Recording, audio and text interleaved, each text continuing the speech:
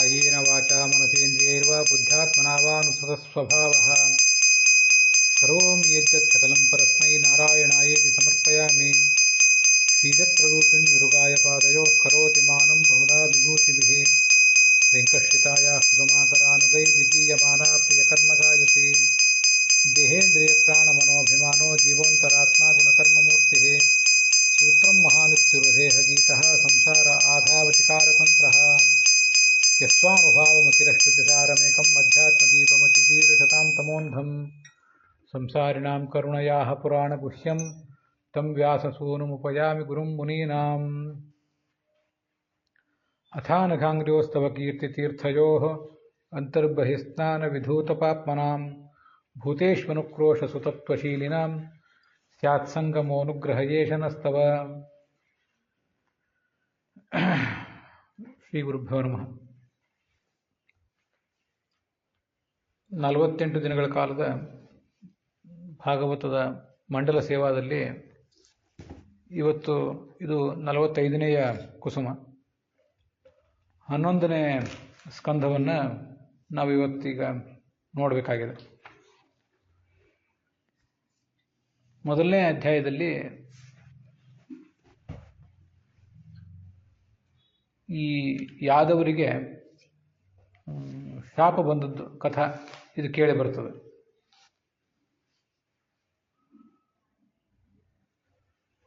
ಕೌರವ ಪಾಂಡವರಲ್ಲಿ ಒಂದು ಜಗಳ ಹುಟ್ಟಲಿಕ್ಕೆ ಕೃಷ್ಣನೇ ಕಾರಣ. ಮೂಲತಃ ಎಲ್ಲಿಯೇ ಜಗಳನೇ ಆದರೂ, ಕಲಹವೇ ಆದರೂ, ಹಾಗೆ ಅವ್ರ ನಡುವೆ ಎಲ್ಲಿಯಾದರೂ ಸ್ನೇಹ ಏರ್ಪಟ್ಟರೂ ಜಗತ್ತಿನಲ್ಲಿ ಎಲ್ಲದಕ್ಕೂ ಭಗವಂತನೇ ಕಾರಣ. ಜವಿಷ್ಠಂ ಜನಯನ್ ಕಲಿಂ, ಹೀಗೆ ಸಕಲಕ್ಕೂ ಕಾರಣ. ಈ ಕಲಹಕ್ಕೂ ಅವನೇ ಕಾರಣ. ಜೂಜಿನಲ್ಲಿ ಕೃಷ್ಣನನ್ನು ಪಣವಾಗಿಡು, ದ್ರೌಪದಿಯನ್ನು ಮನೆಗೆ ಕಳಿಸು ಅಂತ ಹೀಗೆಲ್ಲ ಕೆಟ್ಟ ಮಾತುಗಳನ್ನು ಆಡಿದ ದುರ್ಯೋಧನ, ಅವಮಾನಿಸಿದ. ಆದ್ದರಿಂದ ಕೌರವರು ಪಾಂಡವರಿಗೆ ಕೋಪ ಬರೆಸುವಂತೆ ಮಾತಾಡಿದರು. ಆ ಪಾಂಡವರನ್ನು ನಿಮಿತ್ತ ಮಾಡಿಕೊಂಡು ಕುರುಕ್ಷೇತ್ರದಲ್ಲಿ ಎಲ್ಲರ ಭಾರವನ್ನು ಇಳಿಸಿದ. ಜರಾಸಂಧಾದಿಗಳನ್ನು ಕೂಡ ಸಂಹರಿಸಿದ್ದ. ಮುಂದೆ ಇನ್ನೂ ಭಾರ ಹೋಗಿಲ್ಲ, ಭೂಮಿ ಭಾರ ಹೋಗಿಲ್ಲ. ಯಾಕೆಂದರೆ ಯದುಕುಲ ಇನ್ನೂ ಇದ್ದೇ ಇದೆ. ಯದ್ ಯಾದವಂ ಕುಲಮೋಹೋ ಅವಿಷಹ್ಯಮಾಸ್ತೆ. ಈ ಯಾದವ ಕುಲ ಮಹಾಬಲಿಷ್ಠವಾದದ್ದು, ನನ್ನನ್ನೇ ಅವಲಂಬಿಸಿರುವಂಥ ಕುಲ ಇದು. ಇದಕ್ಕೆ ಇನ್ನೊಬ್ರು ಯಾರು ಹಂತಕರಾಗೋದು ಬೇಡ.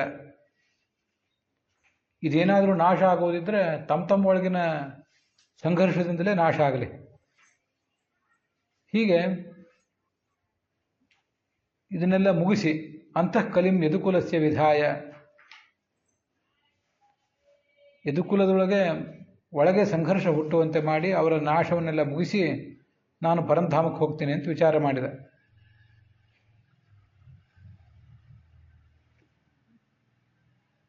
ಅದಕ್ಕೆ ಪರೀಕ್ಷಿತ್ ಕೇಳಿದ, ಈ ಯಾದವರಿಗೆ ಬ್ರಾಹ್ಮಣರ ಶಾಪ ಬಂತು ಅಂದರೆ ಅದನ್ನು ಭಗವಂತ ನಿಮಿತ್ತವನ್ನಾಗಿ ಮಾಡಿಕೊಂಡು ಈ ಯದುಕುಲವನ್ನು ಸಂಹರಿಸಿದ ಅಂದರೆ ಅದು ಯಾಕೆ? ಅವ್ರು ಮಹಾತ್ಮರು, ಜ್ಞಾನಿಗಳ ಶಾಪಕ್ಕೆ ಯಾಕೆ ಅವ್ರು ಗುರಿಯಾದರು? ಇದನ್ನು ಹೇಳಿ ಅಂತ ಕೇಳಿದರು. ಆಗ ಆ ಪರೀಕ್ಷಿತ್ ಅದನ್ನು ಹೇಳಲಿಕ್ಕೆ ತೊಡಗಿದರು. ಕೆಲವು ಜನ ಮುನಿಗಳು ಪಿಂಡಾರಕ ಅಂತ ಒಂದು ಕ್ಷೇತ್ರ, ಅಲ್ಲಿ ಬಂದರು. ದ್ವಾರಕೆ ಸಮೀಪದಲ್ಲಿ ಸಮುದ್ರ ತೀರದಲ್ಲಿರುವಂಥ ಕ್ಷೇತ್ರ ಅದು. ಅಲ್ಲಿ ವಿಶ್ವಾಮಿತ್ರ, ಅಸಿತ, ಕಣ್ವ, ದುರ್ವಾಸ ಮೊದಲಾದ ಮುನಿಗಳಿದ್ದರು. ಅಲ್ಲಿ ಈ ಜಾಂಬವತಿಯ ಮಗ ಸಾಂಬ ಇದ್ನಲ್ಲ, ಅವನಿಗೆ ಗರ್ಭಿಣಿ ವೇಷ ತೊಡಿಸಿದರು. ಕೃಷ್ಣನಿಂದ ಜಾಂಬವತಿಯಲ್ಲಿ ಹುಟ್ಟಿದವನು ಸಾಂಬ, ಅವನಿಗೆ ಗರ್ಭಿಣಿ ವೇಷ ತೊಡಿಸಿದರು. ಮುನಿಗಳ ಕಡೆಗೆ ತಂದರು. ದುರಹಂಕಾರ ಅವರಿಗೆ, ಆದರೆ ತಮ್ಮ ಅಹಂಕಾರ ಇತ್ಯಾದಿಗಳನ್ನ ಮುಚ್ಚಿಟ್ಕೊಂಡ್ರು. ಮುಚ್ಚಿಟ್ಕೊಂಡು ನೋಡಿ ಈ ಹುಡುಗಿ ಗರ್ಭಿಣಿಯಾಗಿದ್ದಾಳೆ, ಏನೋ ಕೇಳಬೇಕು ಅಂತ ಅಪೇಕ್ಷೆ ಪಡ್ತಾಳೆ. ನೇರವಾಗಿ ತಮ್ಮನ್ನೇ ಕೇಳಬೇಕು ಅಂದರೆ ಅವಳಿಗೆ ಧೈರ್ಯ ಆಗ್ತಿಲ್ಲ. ಪ್ರಸೋಷ್ಯಂತಿ ಪುತ್ರಕಾಮ ಕಿಂಸ್ವಿತ್ ಸಂಜನಯಿಷ್ಯತಿ. ಮಗು ಗಂಡು ಮಗು ಆಗಬೇಕು ಅಂತಿದೆ, ಸದ್ಯದಲ್ಲೇ ಈ ಒಂದು ಪ್ರಸವ ಆಗೋದಿದೆ, ಏನು ಹೆರ್ತಾಳೆ ತಾವು ಹೇಳಿ ಅಂತ. ಅದಕ್ಕೆ ರಾಜಕುಮಾರ ತಮ್ಮನ್ನು ಹೀಗೆ ಹಾಸ್ಯ ಮಾಡಿದ್ರಲ್ಲ, ಮುನಿಗಳಿಗೆ ಸಿಟ್ಟು ಬಂತು. ನತದೃಷ್ಟರು, ನೀವೆಲ್ಲ ಅದೃಷ್ಟ ಕಳ್ಕೊಂಡಿದ್ದೀರಿ, ನಿಮ್ಮ ಕುಲಕ್ಕೆ ನಾಶಕ ಆಗುವಂಥ ಒಂದು ಒನಕೆಯನ್ನೇ ಹೆರ್ತಾಳೆ ಇವಳು, ಬೇರೆ ಏನಲ್ಲ, ಶಾಪ ಕೊಟ್ಬಿಟ್ರು. ಆ ಯಾದವರಿಗೆಲ್ಲ ಭಯ ಆಯಿತು. ಕೊನೆಗೆ ಅವನಿಗೊಂದು ಆ ಸಾಂಬನಿಗೆ ಮೈಗೆ ಹೊಟ್ಟೆ ಸಮೀಪ ಬಟ್ಟೆ ಸುತ್ತಿದ್ರಲ್ಲ, ಅದನ್ನೆಲ್ಲ ಬಿಚ್ಚಿ ನೋಡಿದರು. ಅದು ಒನಕೆ ಅಲ್ಲಿ ಇದ್ದದನ್ನು ಕಂಡ್ರು. ಗಾಬರಿ ಆಯ್ತು ಅವರಿಗೆ. ಇದನ್ನು ವಿಚಾರ ಮಾಡಬೇಕು. ಹೊಟ್ಟೆ ಅಂದರೆ ಎಷ್ಟಿರ್ತದೆ? ಹೊಟ್ಟೆ ಒಳಗೆ ಜಾಗ ಎಷ್ಟಿರ್ತದೆ? ಒಂದು ಅರ್ಧ ಅಡಿ ಜಾಗ ಇರ್ಬೋದು. ಮಗು ಇರೋದಾದರೂ ಒಂದು ಅರ್ಧ ಅಡಿ ಅದ್ರ ಉದ್ದ, ಅಳತೆ ಇತ್ಯಾದಿ. ಅಂತೂ ಒನಕೆ ಹೊಟ್ಟೆ ಒಳಗೆ ಇರೋದು ಹೇಗೆ ಸಾಧ್ಯ? ಆದರೆ ಅದು ಒನಕೆ ಅಲ್ಲಿಂದ ಹೊರಗೆ ಬಿತ್ತು. ಇದು ದೈವಲೀಲೆ ಅಷ್ಟೇ. ಇಡೀ ದೊಡ್ಡ 5-6 ಅಡಿ ಎತ್ತರದ ಒನಕೆ ಅಥವಾ 4-5 ಅಡಿ ಎತ್ತರದ ಒನಕೆ ಆದರೂ ಹೋಲಿ 3-4 ಅಡಿ ಎತ್ತರದ ಒನಕೆ ಆದರೂ ಅಲ್ಲಿ ಇರೋದು ಹೇಗೆ? ಆದರೆ ಬಿಚ್ಚಿ ನೋಡಿದಾಗ ಒನಕೆ ಹೊರಗೆ ಬಂತು. ಇದು ಆಶ್ಚರ್ಯ ಅಷ್ಟೆ. ನಾವೇನು ಕೆಲಸ ಮಾಡಿದ್ವಿ, ಜನ ನಮಗೇನು ಅಂತಾರೆ ಭಯಪಟ್ಟರು. ಅದನ್ನು ತೊಗೊಂಡೋಗಿ ಉಗ್ರಸೇನ ಮೊದಲಾದ ರಾಜರ ಎದುರಿಗೆ ತಂದಿಟ್ರು. ಇದು ನೋಡಿ ಹೀಗೆ ಮಾಡಿದ್ವಿ. ದ್ವಾರಕಾ ನಿವಾಸಿಗಳಿಗೆ ಭಯ ಆಯಿತು. ಮುನಿಗಳ ಶಾಪ ಇನ್ನು ಸುಳ್ಳಾಗಲಿಕ್ಕಿಲ್ಲ ಇದು ಅಂತ ಅನಿಸಿತು. ಆ ಉಗ್ರಸೇನ ಅದನ್ನೇನು ಮಾಡಿದ, ಆದೇಶ ಕೊಟ್ಟ, ಆ ಒನಕೆಯನ್ನು ಪುಡಿ ಪುಡಿ ಮಾಡ್ರಿ, ನೀರಿನಲ್ಲಿ ಹಾಕಿಸ್ರಿ ಅಂತ. ಮುಂದೆ ಎಲ್ಲ ಪುಡಿ ಆದ್ರೂ ಒಂದು ಮಾತ್ರ ಒಂದು ಚೂರು ಹಾಗೆ ಇತ್ತು. ಅದನ್ನು ತೊಗೊಂಡು ನೀರಿನಲ್ಲಿ ಹಾಕಿಸಿದ. ಉಗ್ರಸೇನ, ಬಲರಾಮ, ಕೃಷ್ಣ, ಅಕ್ರೂರ ಇವರೆಲ್ಲ ಸೇರಿ ಆಲೋಚನೆ ಮಾಡಿ ಮದ್ಯಪಾನವನ್ನು ನಿಷೇಧಿಸಿದರು. ಇದಾದಮೇಲೆ ಯಾಕೆಂದರೆ ಮದ್ಯಪಾನ ಮಾಡಿದರೆ ಇವ್ರದ್ದೆಲ್ಲ ಮನಸ್ಸು ಕೆಡ್ತದೆ, ಆದ್ದರಿಂದ ಮತ್ತೆಲ್ಲರೂ ಕಲಹಕ್ಕೆ ಕಾರಣ ಆಗ್ತದೆ ಅಂತ ವಿಚಾರ ಮಾಡಿ ಮದ್ಯಪಾನ ನಿಷೇಧಿಸಿದರು. ಯಾರು ಮದ್ಯಪಾನ ಮಾಡಿದರೆ ಶೂಲಕ್ಕೆ ಏರಿಸಿ ಬಿಡ್ತೀವಿ ಅವ್ರನ್ನ ಅಂತ ಒಂದು ಎಚ್ಚರಿಕೆಯನ್ನು ಕೊಟ್ಟರು. ಇದೆಲ್ಲ ಮಹಾಭಾರತದಲ್ಲಿದೆ. ಇಷ್ಟಾದರೂ ನೀವೇನು ಮದ್ಯಪಾನ ನಿಷೇಧ ತಂದರು ಕೃಷ್ಣನ ಕೈಯಿಂದಲೇ ತರಲಿಕ್ಕಾಗಲಿಲ್ಲ. ಇದಾಗೋದಿಲ್ಲ. ಜನ ಯಾವತ್ತೂ ತಾವು ಸ್ವತಃ ಬುದ್ಧಿ ಕಲಿಯೋದಿಲ್ಲ. ಆವಾಗ ಯಾವ ಕಾನೂನು ಏನೂ ಮಾಡಲಿಕ್ಕಾಗೋದಿಲ್ಲ. ಒಂದು ಕಬ್ಬಿಣದ ತುಂಡಿತ್ತಲ್ಲ, ಅದನ್ನು ಒಂದು ಮೀನು ನುಂಗಿತ್ತು. ಒನಕೆ ಪುಡಿಗಳೆಲ್ಲ ಸಮುದ್ರದ ನೀರಿನ ಅಲ್ಲಿ ಬಿದ್ದಿದ್ವಲ್ಲ, ಅದನ್ನೆಲ್ಲ ಸಮುದ್ರದ ಅಲೆಗಳು ದಂಡಕ್ಕೆ ತಂದು ಹಾಕಿದವು. ಆ ದಡದಲ್ಲಿ ಒಂದು ಹುಲ್ಲು, ಆನೆ ಹುಲ್ಲು ಅಂತ ಕರೀತಾರೆ, ಅದಕ್ಕೆ ಏರಕ ಅಂತ ಕರೀತಾರೆ, ಅದು ಬೆಳೀತು. ಅದು ಸಮುದ್ರದ ಮಧ್ಯದಲ್ಲಿ ಮೀನುಗಾರರು ಬಲೆ ಬೀಸಿದ್ರು, ಅಲ್ಲಿ ಮೀನು ಸಿಕ್ತು. ಅದರಲ್ಲಿ ಆ ಕಬ್ಬಿಣದ ತುಂಡಿತ್ತು ಅದರ ಹೊಟ್ಟೆಯಲ್ಲಿ. ಕಬ್ಬಿಣದ ತುಂಡನ್ನು ಅದು ಹೇಗೆ ಬಾಯಲ್ಲಿ ಹೊಟ್ಟೆಯಲ್ಲಿ ಇಟ್ಕೊಂಡಿತ್ತು ಅದೆಲ್ಲ ವಿಷಯ ಬೇರೆ. ಅಂತೂ ಅದೊಬ್ಬ ಬೇಡನ ಕೈಯಲ್ಲಿ ಸಿಕ್ತು. ಅವನೇನು ಮಾಡಿದ, ಒಳ್ಳೆ ಚೆನ್ನಾಗಿದೆ ಇದು ಅಂತ ಆಲೋಚನೆ ಮಾಡಿ ತನ್ನ ಬಾಣಕ್ಕೆ, ಯಾವುದೋ ಒಂದು ಬಾಣಕ್ಕೆ ಅದನ್ನು ಸಜ್ಜು ಮಾಡಿಕೊಂಡು ಕಾದಿದ್ದ.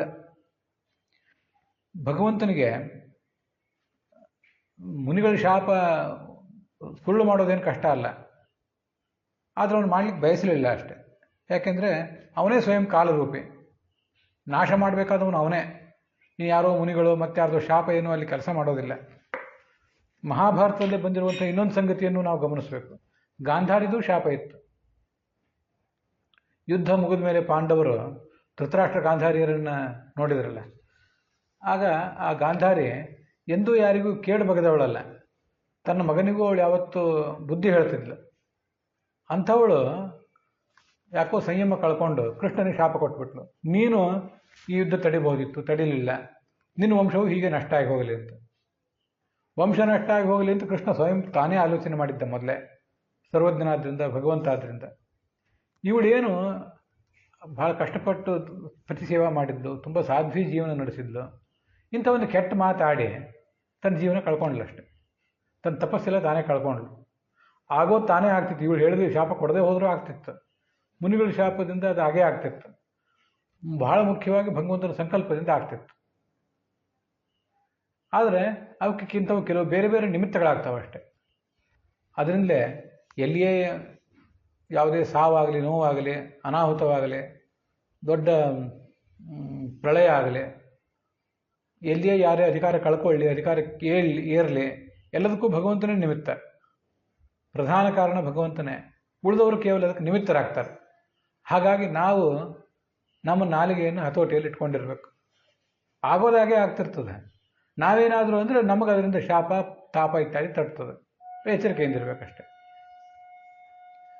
ಈ ಯಾದವರು ಒಂದು ವೇಳೆ ಶಾಪ ಪಡ್ಕೊಳ್ಳದೆ ಹೋದರೂ ಕೂಡ, ಮುನಿಗಳ ಮಾತಿನಿಂದ ಯಾದವರು ಶಾಪ ಬರದೆ ಹೋದ್ರೂ ಕುಲ ಏನು ಉಳಿತಿರ್ಲಿಲ್ಲ. ಆದರೆ ಇವರು ಅಂಥ ಅಚಾತುರ್ಯ ಅವರು ಮಾಡಿಬಿಟ್ರು. ಆ ಮುನಿಗಳನ್ನ ಕೆಣಕ್ಲಿಕ್ಕೆ ಹೋಗಬಾರ್ದಿತ್ತು. ಮುನಿಗಳನ್ನ ಕೆಣಕಿ ಅವರಿಂದ ಶಾಪ ತಂದುಕೊಂಡ್ರು. ಗಾಂಧಾರಿನೂ ಸಂಯಮ ಕಳ್ಕೋಬಾರ್ದಿತ್ತು, ಅದನ್ನು ಮಾಡಿದ್ಲು. ಇದು ತುಂಬ ವಿಚಿತ್ರ. ಮುಂದೆ ಈ ನಾರದ ಮೇಲಿನ ಮೇಲೆ ದ್ವಾರಕೆಗೆ ಬರ್ತಿದ್ದ. ದ್ವಾರಕೆಯಲ್ಲಿ ಕೆಲವು ಕಾಲ ಇರ್ತಿದ್ರು ನಾರದರು. ಅಂಥ ಒಂದು ಸಂದರ್ಭದಲ್ಲಿ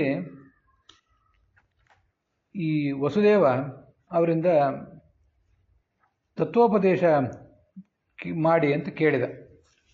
ನನಗೊಂದಿಷ್ಟು ತತ್ವೋಪದೇಶ ಮಾಡಿ ಅಂತ. ಅದಕ್ಕೆ ಅವರು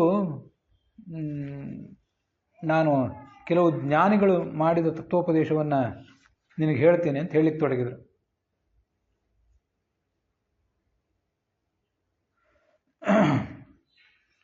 ಅನೇಕ ಜನ ಬೇರೆ ಬೇರೆ ಜ್ಞಾನಿಗಳು ಮಾಡಿದ ತತ್ವೋಪದೇಶ, ಅವರೆಲ್ಲ ಕವಿ ಮೊದಲಾದ ಜ್ಞಾನಿಗಳು. ಅಂಥವರು ವಿದೇಹ ಅನ್ನುವ ರಾಜನಿಗೆ ಹೇಳಿದ ಉಪದೇಶ, ಅದನ್ನು ಇಲ್ಲಿ ನಾವು ಮಾಡ್ತೇವೆ ಅಂತ. ಈ ಕವಿ, ಹರಿ ಮೊದಲಾದ ಅನೇಕ ಜ್ಞಾನಿಗಳು, ಅವರ ಹೆಸರನ್ನು ಮಾತ್ರ ನಾನಿಲ್ಲಿ ಹೇಳ್ತೇನೆ. ಎಲ್ಲರದು ಅಲ್ಲಿರುವಂಥ ಎಲ್ಲರದೂ ಉಪದೇಶವನ್ನು ವಿವರವಾಗಿ ಹೇಳೋದಿಲ್ಲ. ಇದಾದ ನಂತರ 24 ಜನ ಗುರುಗಳ ಬಗ್ಗೆ ಬರ್ತದೆ, ಅದನ್ನು ವಿವರವಾಗಿ ಹೇಳ್ತೇನೆ. ಕವಿ, ಹರಿ, ಅಂತರಿಕ್ಷ, ಪ್ರಬುದ್ಧ, ಪಿಪ್ಪಲಾಯನ, ಆವಿರ್ಹೋತ್ರ, ದ್ರುಮಿಲ, ಚಮಸ, ಕರಭಾಜನ ಅಂತಿಷ್ಟು ಜನ ಮುನಿಗಳು. ಇವರೆಲ್ಲ ವಿದೇಹನಿಗೆ ಮಾಡಿದ ಉಪದೇಶ ಅದು, ವಿದೇಹರಾಜನಿಗೆ. ಅದನ್ನೇ ಇವತ್ತು ನಾರದರು ವಸುದೇವನಿಗೆ ಹೇಳಿದ್ರಷ್ಟೆ. ಇದು ಅಲ್ಲಿ ಬಂದಿರುವಂಥ ವಿಚಾರ.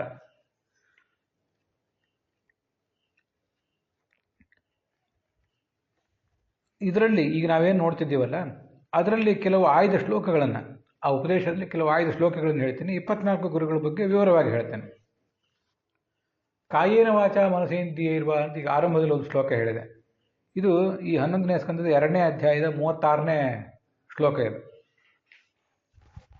ಕಾಯ ಅಂದರೆ ಶರೀರ, ವಾಕ್ ಅಂದರೆ ನಮ್ಮ ಮಾತು, ಮನಸ್ಸಿನಿಂದ, ಇಂದ್ರಿಯಗಳಿಂದ, ಬುದ್ಧಿಯಿಂದ, ಆತ್ಮನಿಂದ, ನಮ್ಮ ಸ್ವಭಾವಕ್ಕನುಸಾರವಾಗಿ ನಾವೇನೇನೋ ಕೆಲಸಗಳನ್ನು ಮಾಡ್ತೀವಿ. ಇದನ್ನೆಲ್ಲ ನಾವು ಭಗವಂತನಿಗೆ ಅರ್ಪಣೆ ಮಾಡಬೇಕು. ಕರೋತಿ ಯಜ್ಜತ್ ಸಕಲಂ ಪರಸ್ಮೈ ನಾರಾಯಣಾಯೇತಿ ಸಮರ್ಪಯೇತ್ತತ್. ನಿತ್ಯ ಭಗವಂತನಿಗೆ ಎಲ್ಲವನ್ನೂ ಸಮರ್ಪಣೆ ಮಾಡಬೇಕು. ಭಗವಂತನ ಸಮರ್ಪಣೆ ಮಾಡುವುದು ಅಂದರೆ ಏನು? ನಾವು ಮಾಡಿದ ಕೆಲಸದಿಂದ ಅವನಿಗೆ ಆಗಬೇಕಾದ್ದೇನಿಲ್ಲ. ಆದರೆ ನಾವು ಮಾಡಿದ ಕೆಲಸಗಳನ್ನು ನೀನೇ ಮಾಡಿಸಿದ್ದಿ, ನಿನ್ನ ಪ್ರೇರಣೆಯಿಂದ ಇದಾಗಿದ್ದು, ಇನ್ನೂ ನನ್ನಿಂದ ಯಾವತ್ತೂ ಸತ್ಕರ್ಮವೇ ಮುಂದುವರಿಯುವಂತಾಗಲಿ, ದುಷ್ಕರ್ಮಗಳು ನನ್ನಿಂದ ಆಗದೇ ಇರಲಿ ಅಂತ ಅವನು ಪ್ರಾರ್ಥನೆ ಮಾಡುವುದೇನಿದೆ, ಇದಕ್ಕೇನೆ ಸಮರ್ಪಣೆ ಅಂತಾರಷ್ಟೆ, ಬೇರೆ ಏನಿಲ್ಲ. ಇದು ಈ 11ನೇ ಸ್ಕಂದದಲ್ಲಿ 2ನೇ ಅಧ್ಯಾಯದಲ್ಲಿ 36ನೇ ಶ್ಲೋಕ ಇದು. ಮುಂದೆ ಅಲ್ಲಿಂದ 41ನೇ ಶ್ಲೋಕ ಬಂದಿದೆ, ಅದೇ 2ನೇ ಅಧ್ಯಾಯದಲ್ಲಿ. ಖಂ ವಾಯುಮಗ್ನಿಂ ಸಲಿಲಂ ಮಹೀಂಚ ಜ್ಯೋತಿಂಷಿ ಸತ್ವಾನಿ ದಿಶೋ ದ್ರುಮಾದೀನ್ ಸರಿತ್ ಸಮುದ್ರಾಂಶ ಹರೇಶ್ ಶರೀರಂ ಯತ್ಕಿಂಚ ಭೂತಂ ಪ್ರಣಯಮೇದ್ ಅನನ್ಯ ಅಂತ. ನಾವು ಭಗವಂತನನ್ನು ಎಲ್ಲ ಕಡೆ ಕಾಣುವ ಪ್ರಯತ್ನ ಮಾಡಬೇಕು. ಸಾಧನೆ ಮಾಡುವುದಂದ್ರೆ ಹೇಗೆ? ಕೇವಲ ಪ್ರತಿಮೆಗಳಲ್ಲಿ, ಕಲ್ಲಿನ ಪ್ರತಿಮೆ, ಕಟ್ಟಿಗೆ ಪ್ರತಿಮೆ, ಲೋಹದ ಪ್ರತಿಮೆ, ಅಲ್ಲಿ ಮಾತ್ರ ಭಗವಂತನನ್ನು ಕಾಣುವುದಲ್ಲ. ಭಗವಂತನನ್ನು ಆಕಾಶ, ವಾಯು, ಅಗ್ನಿ, ನೀರು, ನಾವು ವಾಸ ಮಾಡುವ ಭೂಮಿ, ಅಲ್ಲೆಲ್ಲ ಕಡೆಯೂ ಭಗವಂತನನ್ನು ಕಾಣಬೇಕು.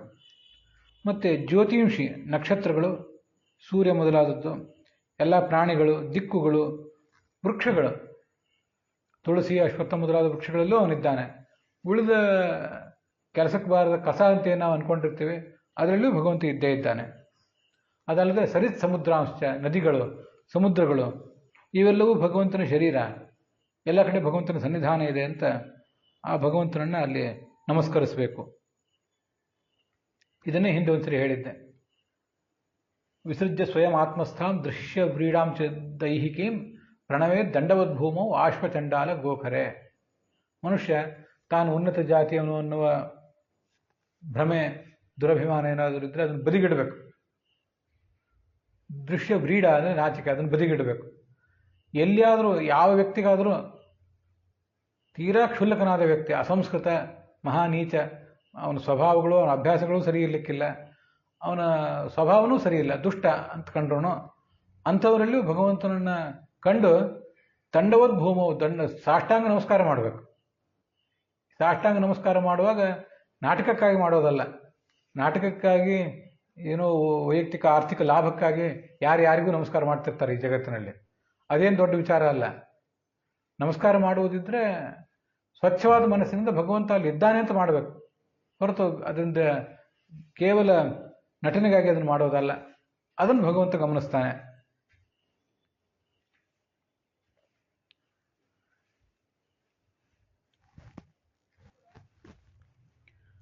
ಹೀಗೆ ಭಗವಂತ ಎಲ್ಲ ಕಡೆ ಇದ್ದಾನೆ ಅನ್ನುವನ್ನು ಕಾಣುವುದ ಒಂದು ಪ್ರಯತ್ನ ನಾವು ಮಾಡಬೇಕು. ಮುಂದೆ 3ನೇ ಅಧ್ಯಾಯದಲ್ಲಿ 29ನೇ ಶ್ಲೋಕ ಬಂದಿದೆ, ಅದನ್ನು ಗಮನಿಸಬೇಕು. ಇಷ್ಟಂ ದತ್ತಂ ತಪೋಜಪ್ತಂ ಪೂರ್ತಂ ಯಚ್ಚಾತ್ಮನಃ ಪ್ರಿಯಂ ದಾರಾನ್ ಸುತಾನ್ ಗೃಹಾನ್ ಪ್ರಾಣಾನ್ ಪರಸ್ಮೈ ಸನ್ನಿವೇದಯೇತ್. ಇದು 3ನೇ ಅಧ್ಯಾಯದಲ್ಲಿ 29ನೇ ಶ್ಲೋಕ. ನಮ್ಮದೇನಿದೆ, ನಾವೇನೇನು ಮಾಡಿದ್ದೀವಿ ಅದೆಲ್ಲವನ್ನೂ ಭಗವಂತನಿಗೆ ಅರ್ಪಿಸಬೇಕು. ಇದು ನೋಡಿ, ಇಷ್ಟಂ ನಾವು ಮಾಡಿದ ಯಜ್ಞ, ನಾವು ಕೊಟ್ಟ ದಾನ, ನಾವು ಮಾಡಿದ ತಪಸ್ಸು, ಜಪ, ಮತ್ತು ಪೂರ್ತ ಅಂದರೆ ಸಮಾಜದ ಒಳಿತಿಗಾಗಿ ಏನಾದರೂ ಕೆರೆ ಬಾವಿ ಕಟ್ಟಿಸೋದು ಇಂಥ ಕೆಲಸಗಳಿದ್ದರೆ, ಮತ್ತೇನು ಕೆಲಸ ಇದೆ, ನಾವೇನೇನು ಮಾಡಿದ್ದೀವಿ ಅದೆಲ್ಲವನ್ನು ಭಗವಂತ ನೀನೇ ಮಾಡಿಸಿದೆ, ನೀನು ಅಲ್ಲದೆ ಹೋದರೆ ನಾನೇನು ಮಾಡ್ತಿದ್ದೆ. ನಾವು ಮಾಡುವ ಶ್ರವಣ, ನಾವು ಮಾಡುವ ಪ್ರವಚನ ಎಲ್ಲವನ್ನೂ ಹೀಗೆ ಭಗವಂತನಿಗೆ ಅರ್ಪಿಸಬೇಕು. ಅದಲ್ಲದೆ ದಾರಾನ್ ಸುತಾನ್ ಗೃಹಾನ್ ಪ್ರಾಣಾನ್, ನನ್ನ ಹೆಂಡತಿಯನ್ನು ನಾನು ಭಗವಂತನಿಗೆ ಅರ್ಪಿಸಬೇಕು. ಅಂದರೆ ನೀನೇ ನನಗೆ ಇವಳನ್ನು ಒದಗಿಸಿಕೊಟ್ಟಿದ್ದೆ, ಇವಳಿಂದಲೇ ಈ ಧರ್ಮ ಕಾರ್ಯ ಎಲ್ಲ ನಡೆದಿದೆ ಅಂತ ಅವನನ್ನು ಸತ್ಕರಿಸಬೇಕು. ಹೆಂಡತಿಯಾದವಳು ಗಂಡನನ್ನು ಅದೇ ಥರ ಭಗವಂತನಿಗೆ ಅರ್ಪಿಸಬೇಕು. ಗಂಡ ನನಗೆ ದೊರಕಿದ್ದು, ಹೆಂಡತಿ ನನಗೆ ದೊರಕಿದ್ದು ಅಂತ ಇಬ್ಬರೂ ಆಲೋಚನೆ ಮಾಡಿ ಭಗವಂತನನ್ನು ನಮಸ್ಕರಿಸಬೇಕು. ಸುತಾನ್ ಮಕ್ಕಳನ್ನು ಭಗವಂತನಿಗೆ ಅರ್ಪಿಸಬೇಕು. ಗೃಹಾನ್ ನಮ್ಮ ಮನೆ, ನಮ್ಮ ಮಠ, ನಮ್ಮ ಸತ್ತು, ಪ್ರಾಣ, ನಮ್ಮ ಇಂದ್ರಿಯ, ನಮ್ಮ ದೇಹ, ಇದೆಲ್ಲವೂ ಭಗವಂತನಿಗೆ ಅರ್ಪಿಸ್ಬೇಕು. ಇದು ನೋಡಿ, ಪ್ರಾರ್ಥನೆ ಭಾಳ ದೊಡ್ಡ ಪ್ರಾರ್ಥನೆ. ಇದನ್ನು ಅರ್ಪಿಸುವುದು ಅಂದರೆ ನಿನ್ನಿಂದ ಇದು ಸಾಧ್ಯ ಆಯ್ತು, ಇದೆಲ್ಲವೂ ಇಂಥದನ್ನೇ ಅನುಕೂಲಗಳನ್ನು ಮುಂದೆಯೂ ಕೊಡು, ಯಾವತ್ತೂ ಜೀವನದಲ್ಲಿ ಮುಂದಿನ ಜನ್ಮಗಳಲ್ಲಿಯೂ ಕೊಡು ಅಂತ ಕೇಳ್ತಿರ್ಬೇಕು ಅವನು. ನಮಗೆ ಭಗವಂತನ ಅನುಗ್ರಹ ಇದ್ದರೆ ಹೆಂಡತಿ ಸಿಗ್ತಾಳೆ, ಗಂಡ ಸಿಗ್ತಾನೆ. ಭಗವಂತನ ಅನುಗ್ರಹ ಇದ್ದರೆ ಮಕ್ಕಳಾಗ್ತಾರೆ, ಮೊಮ್ಮಕ್ಕಳಾಗ್ತಾರೆ, ಜೀವನ ಸುಗಮವಾಗಿ ನಡೀತದೆ. ಅವನ ಅನುಗ್ರಹ ಇದ್ದರೆ ಸಂಪತ್ತು ದೊರೀತದೆ. ಅವನ ಅನುಗ್ರಹ ತಪ್ಪಿದರೆ, ಅವಗ್ರಹ ಆದರೆ ಅದರಿಂದ ಎಲ್ಲವನ್ನೂ ಕಳ್ಕೋತೇವೆ. ಈಗೇನು ಬಂದಿದೆಯಲ್ಲ, ಈಗ ಒಂದಿಷ್ಟು ಬಂದಿದೆಯಲ್ಲ, ಈಗ ಬಂದದ್ದೇನು ಕಡಿಮೆ ಅಲ್ಲ. ನಾವೇನು ರಾಜಾದಿರಾಜರಲ್ಲದೆ ಇರ್ಬೋದು, ಆದರೂ ನಮ್ಮಷ್ಟಕ್ಕೆ ನಾವು ಮರ್ಯಾದೆಯಿಂದ ಬದುಕಿದ್ದೀವಲ್ಲ, ಇದೇನು ಕಡಿಮೆ ಅಲ್ಲ. ಮತ್ತು ಇದು ಯಾರ ಅನುಗ್ರಹದಿಂದ ಬಂತು? ನಮ್ಮದೇನು ದೊಡ್ಡ ಸಾಧನೆ ಏನಿಲ್ಲ ಇದರಲ್ಲಿ, ಭಗವಂತ ಕೊಟ್ಟ ಇದೆ ಅಷ್ಟೆ. ಅದಕ್ಕಾಗಿ ಅವನನ್ನೇ ಸ್ಮರಿಸಬೇಕು. ಇದೊಂದು ತುಂಬ ಅದ್ಭುತವಾದ ಸಂದೇಶ, ನಾವು ಯಾವತ್ತೂ ಮನಸ್ಸಿನ ನೆನಪಿಟ್ಕೊಳ್ಬೇಕಾದಂಥದ್ದು. ಮುಂದೆ 4ನೇ ಅಧ್ಯಾಯದಲ್ಲಿ 10ನೇ ಶ್ಲೋಕ ಒಂದು ಕಂಡು ಬರ್ತದೆ.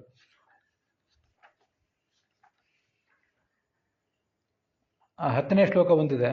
ಹಾಗೆ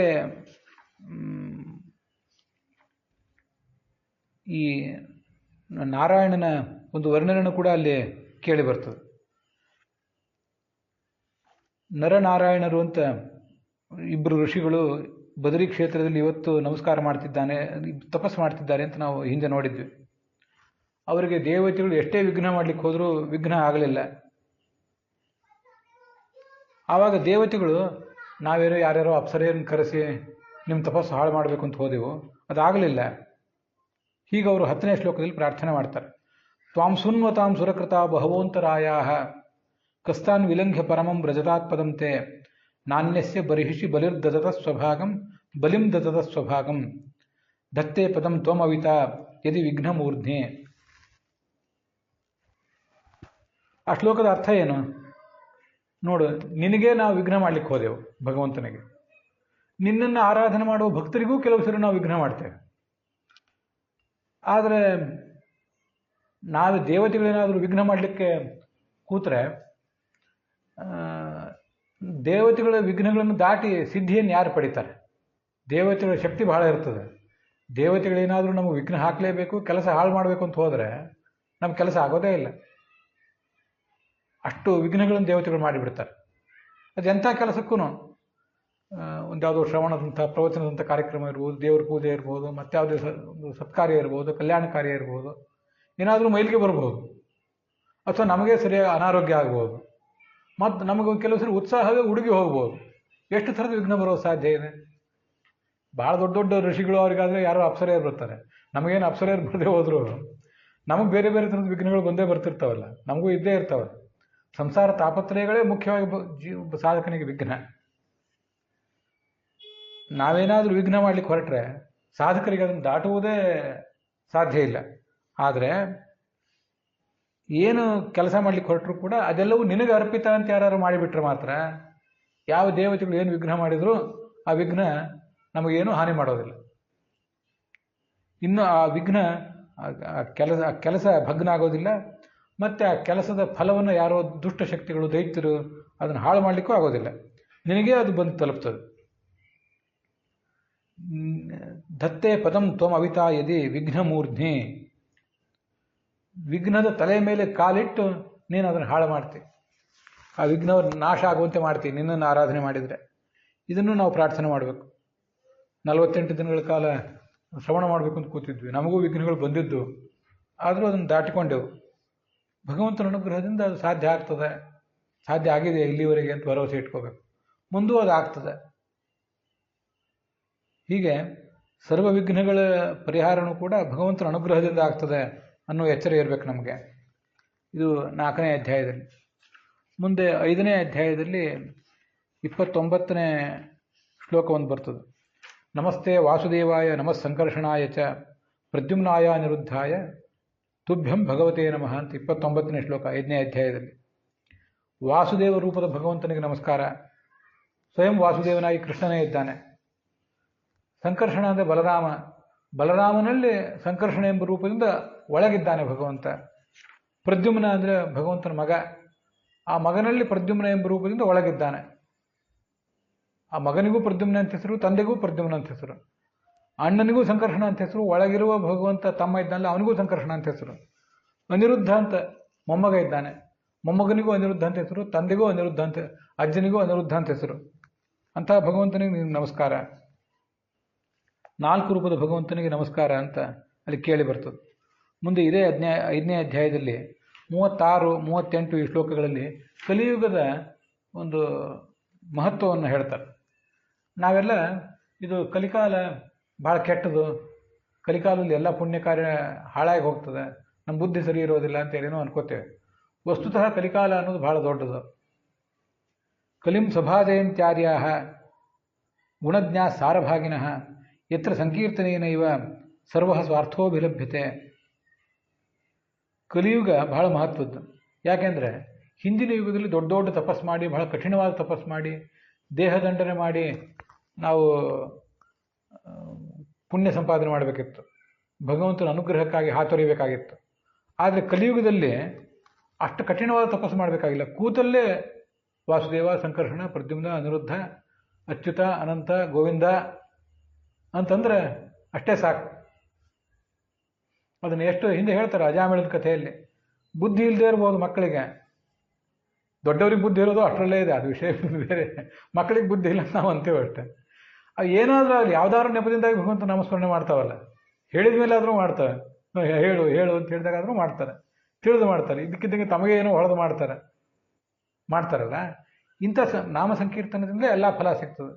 ಭಾಳ ದೊಡ್ಡ ದೊಡ್ಡ ಯಜ್ಞ ಬೇಕಾಗಿಲ್ಲ, ಪುರೋಹಿತರನ್ನು ಕರೆಸಬೇಕಾಗಿಲ್ಲ, ಕೇವಲ ಸಂಕೀರ್ತನದಿಂದ ಇವೆಲ್ಲ ಕೆಲಸ ಆಗ್ತವೆ. ಇದು ಅದಕ್ಕಾಗಿ ವಾಸುದೇವ ಸಂಕೃಷ್ಣ ಅನ್ನೋ ನಾಮದಿಂದ ಅವನನ್ನು ಕರಿಬೇಕು. ಇದರಿಂದಲೇ ಪರಮ ಶಾಂತಿ ಮುಕ್ತಿ. ಕೃತಯುಗದಲ್ಲಿ ಜನ ಇರ್ತಾರಲ್ಲ, 38ನೇ ಶ್ಲೋಕ ಹೀಗೆ ಹೇಳ್ತದೆ, ಕೃತಯುಗದಲ್ಲಿ ಹುಟ್ಟಿದ ಜನ ನಾವು ಇನ್ನೊಂದ್ಸರಿ ಕಲಿಯುಗದಲ್ಲಿ ಹುಟ್ಟಿ ಬರೋಣ ಅಂತ ಆಲೋಚನೆ ಮಾಡ್ತಾರಂತೆ. ಯಾಕೆಂದರೆ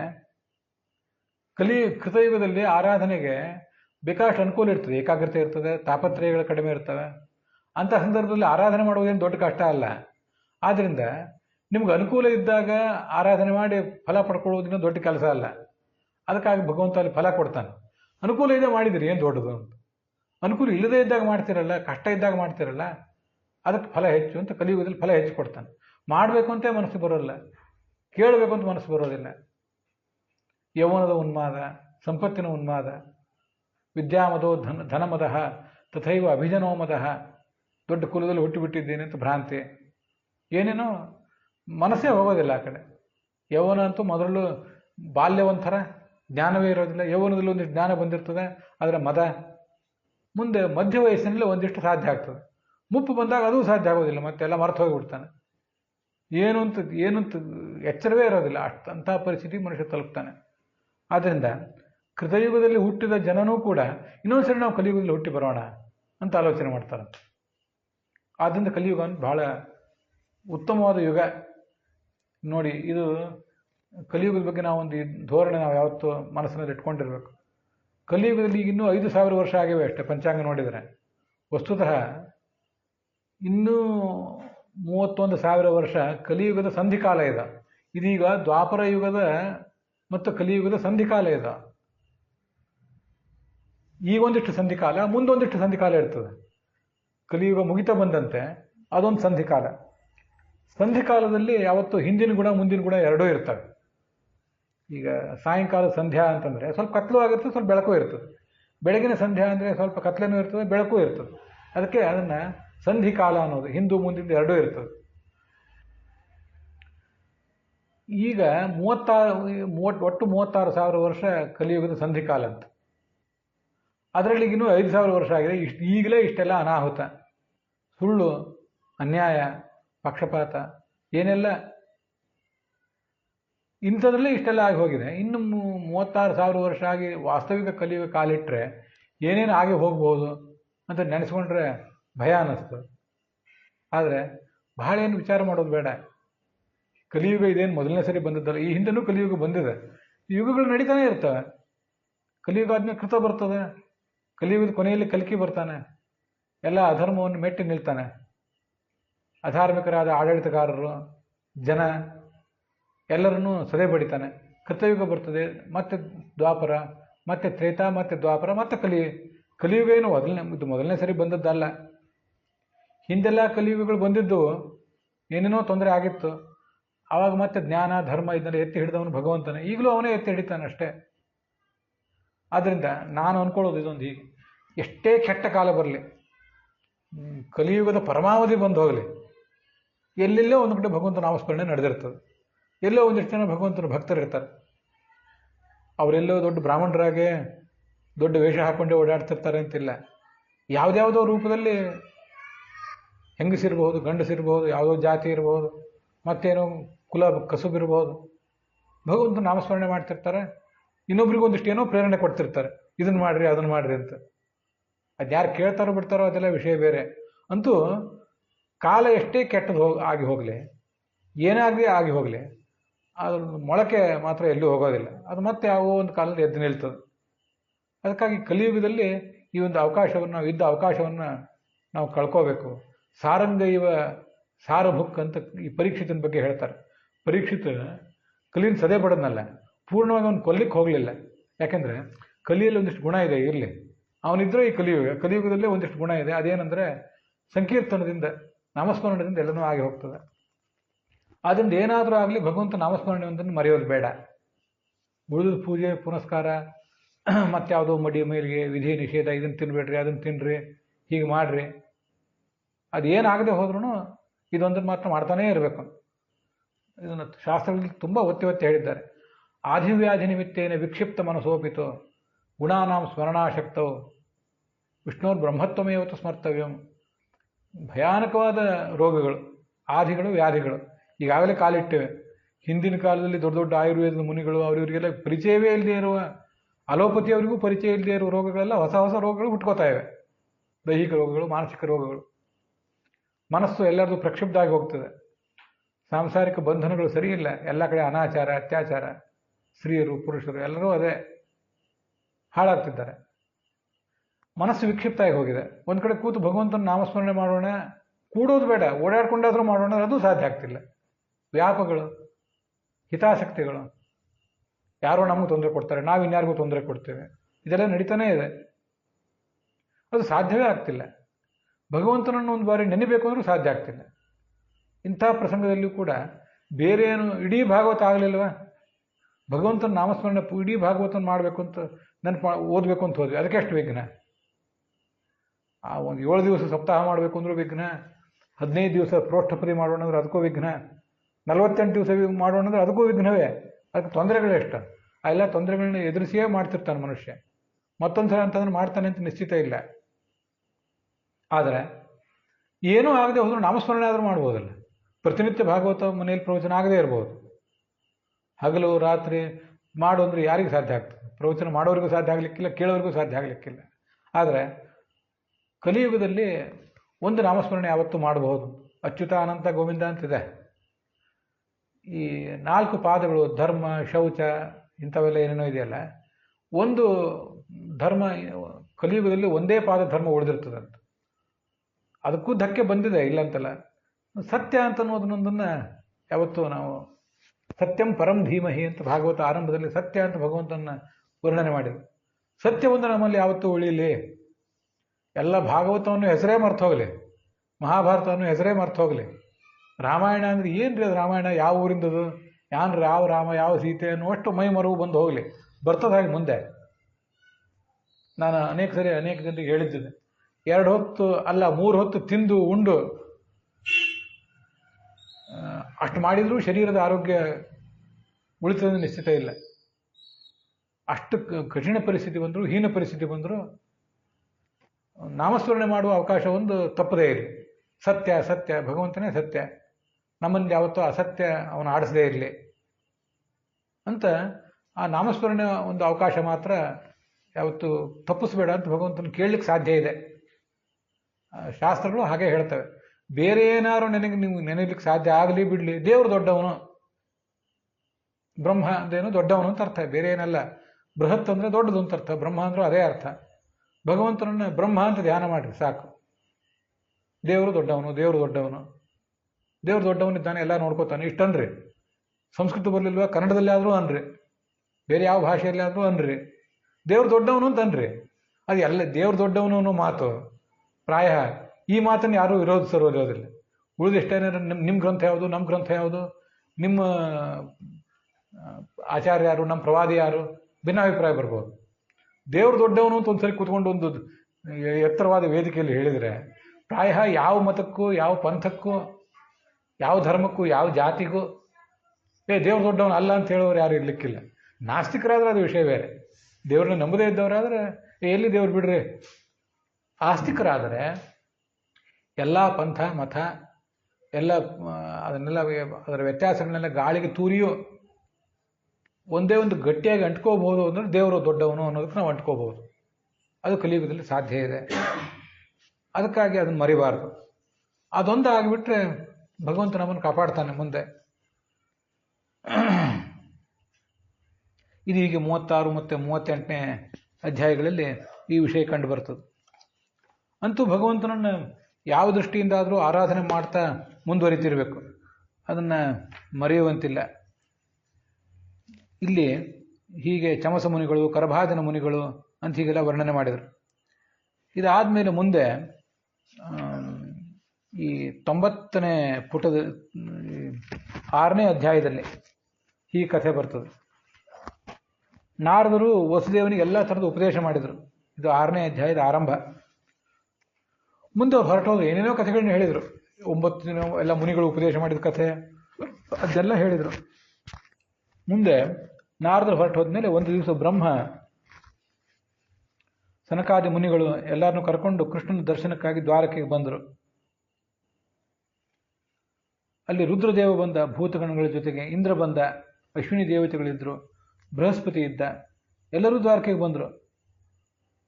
ಕೃಷ್ಣನ ನೋಡ್ಲಿಕ್ಕೆ ಬಂದರು. ಯಾಕೆಂದರೆ ಕೃಷ್ಣ ಇಡೀ ಜಗತ್ತಿನ ಕೇಂದ್ರ ಬಿಂದುವಾಗಿದ್ದ, ಕಂಗೊಳಿಸ್ತಾ ಇದ್ದ. ಕೃಷ್ಣ ಅವರೆಲ್ಲರಿಗೂ ದರ್ಶನ ಕೊಟ್ಟ. ಇವರು ಅವನು ನೋಡಿ ನೋಡಿ ಎಷ್ಟಾದರೂ ತೃಪ್ತಿ ಆಗಲಿಲ್ಲ. ಮುಂದೆ ಅವನು ಸ್ತೋತ್ರ ಮಾಡಿದರು. ನತಾಸ್ಮತೆ ನಾಥ ಪದಾರವಿಂದಂ, ನಿನ್ನ ಪಾದಕಮಲಗಳಿಗೆ ನಮಸ್ಕಾರ ಅಂತ ಅವನನ್ನು ಪ್ರಾರ್ಥನೆ ಮಾಡಿದರು. ಚಾನ್ನ ಸ್ತವಾಂಗ್ರಿ ಅಶುಭಾಶಯ ಧೂಮಕೇತು, ತುಂಬ ನನಗೆ ಮನಸ್ಸಿನಲ್ಲಿ ನಿಂತಹ ಒಂದು ಶ್ಲೋಕ ಇದು.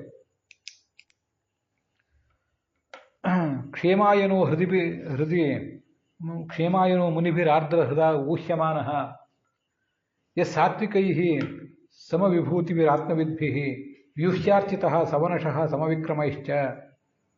ಭಗವಂತನೇ, ನಿನ್ನ ಪಾದಕಮಲ ಒಂದು ಏನಿದೆ ಅದು ನನ್ನ ಎಲ್ಲ ದುರಭಿಪ್ರಾಯಗಳಿಗೆ, ದುಷ್ಟ ವಾಸನೆಗಳಿಗೆ, ಏನೇನೋ ಕೆಟ್ಟ ಕೆಟ್ಟ ಆಲೋಚನೆಗಳೆಲ್ಲ ತಲೆ ತುಂಬಿಕೊಂಡಿದ್ದೇವೆ ನಾವು. ಇದಕ್ಕೆಲ್ಲದಕ್ಕೂ ಧೂಮಕೇತುವಿನಂತೆ ನಿನ್ನ ಪಾದ ಕೆಲಸ ಮಾಡಲಿ ಅಂತ. ಧೂಮಕೇತು ಅಂದರೆ ಎಲ್ಲಾರು ಬಂದು ಧೂಮಕೇತು ಅಪ್ಪಳಿಸಿದರೆ ಅಲ್ಲಿದ್ದದೆಲ್ಲ ಸುಟ್ಟು ಬೂದಿಯಾಗಿ ಹೋಗ್ತದೆ, ದೊಡ್ಡ ಕಂದರ ಆಗಿಬಿಡ್ತದೆ ಅಲ್ಲಿ. ಇದಕ್ಕೆ ಧೂಮಕೇತು ಅಂತಿರ್ತಾರೆ, ಎಲ್ಲರಿಗೂ ಗೊತ್ತಿದೆ ಅದು. ನಿನ್ನ ಪಾದಕಮಲ ಅನ್ನೋದೊಂದು ಧೂಮಕೇತುವಿನಂತೆ ಮೇಲಿಂದ ಬಂದು ನನ್ನ ಮೇಲೆ ಎರಗಲಿ. ಏನು ಮಾಡಬೇಕು ಅಂದರೆ, ನನ್ನ ಅಶುಭಾಶಯ, ನಾವು ಜನರಿಗೆ ಶುಭಾಶಯಗಳನ್ನು ಹೇಳ್ತಿರ್ತೇವೆ, ಹುಟ್ಟಿದ ಹಬ್ಬ ಮತ್ತು ಅದು ಹಬ್ಬ ಇತ್ಯಾದಿ ಬಂದರೆ,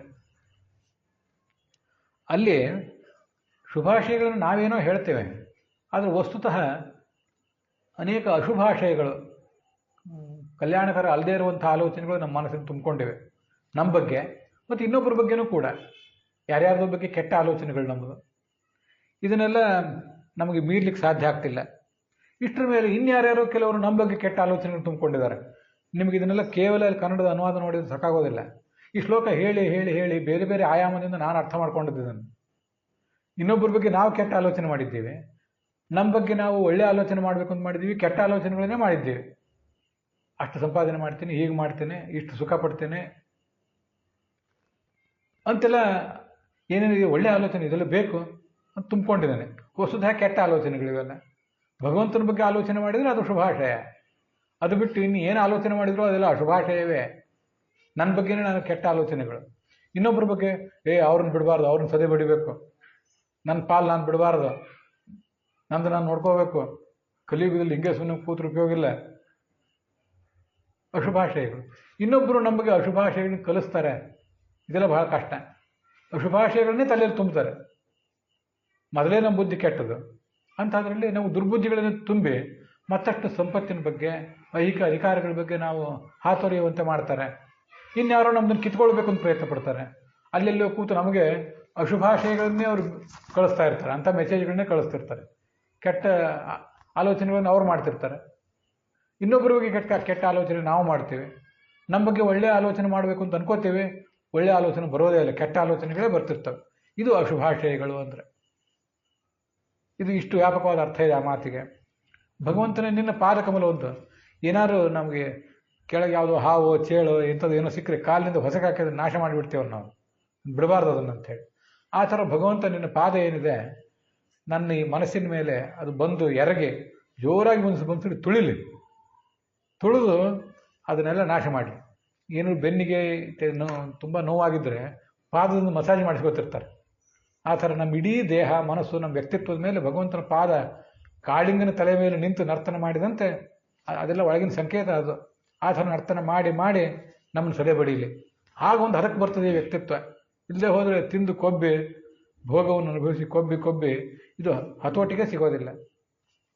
ಹೀಗೆ ನಿನ್ನ ಪಾದಕಮಲ ಅನ್ನೋದು ನಮ್ಮ ಎಲ್ಲ ಕೆಟ್ಟ ಆಲೋಚನೆಗಳಿಗೆ, ನಾವು ಇನ್ನೊಬ್ಬರ ಬಗ್ಗೆ ಮಾಡಿದ ಕೆಟ್ಟ ಆಲೋಚನೆ, ನಮ್ಮ ಬಗ್ಗೆ ಮಾಡಿದವರು ಇನ್ನೊಬ್ಬರು ಮಾಡಿದ ಕೆಟ್ಟ ಆಲೋಚನೆಗಳು, ನಮ್ಮ ಬಗ್ಗೆ ನಾವೇ ಆತ್ಮಘಾತಕವಾದ ಆಲೋಚನೆಗಳು, ಅವನ್ನೆಲ್ಲ ಆ ಭಗವಂತನ ಪಾದಕಮಲ ಅಂತನ್ನೋದು ನಾಶ ಮಾಡಲಿ.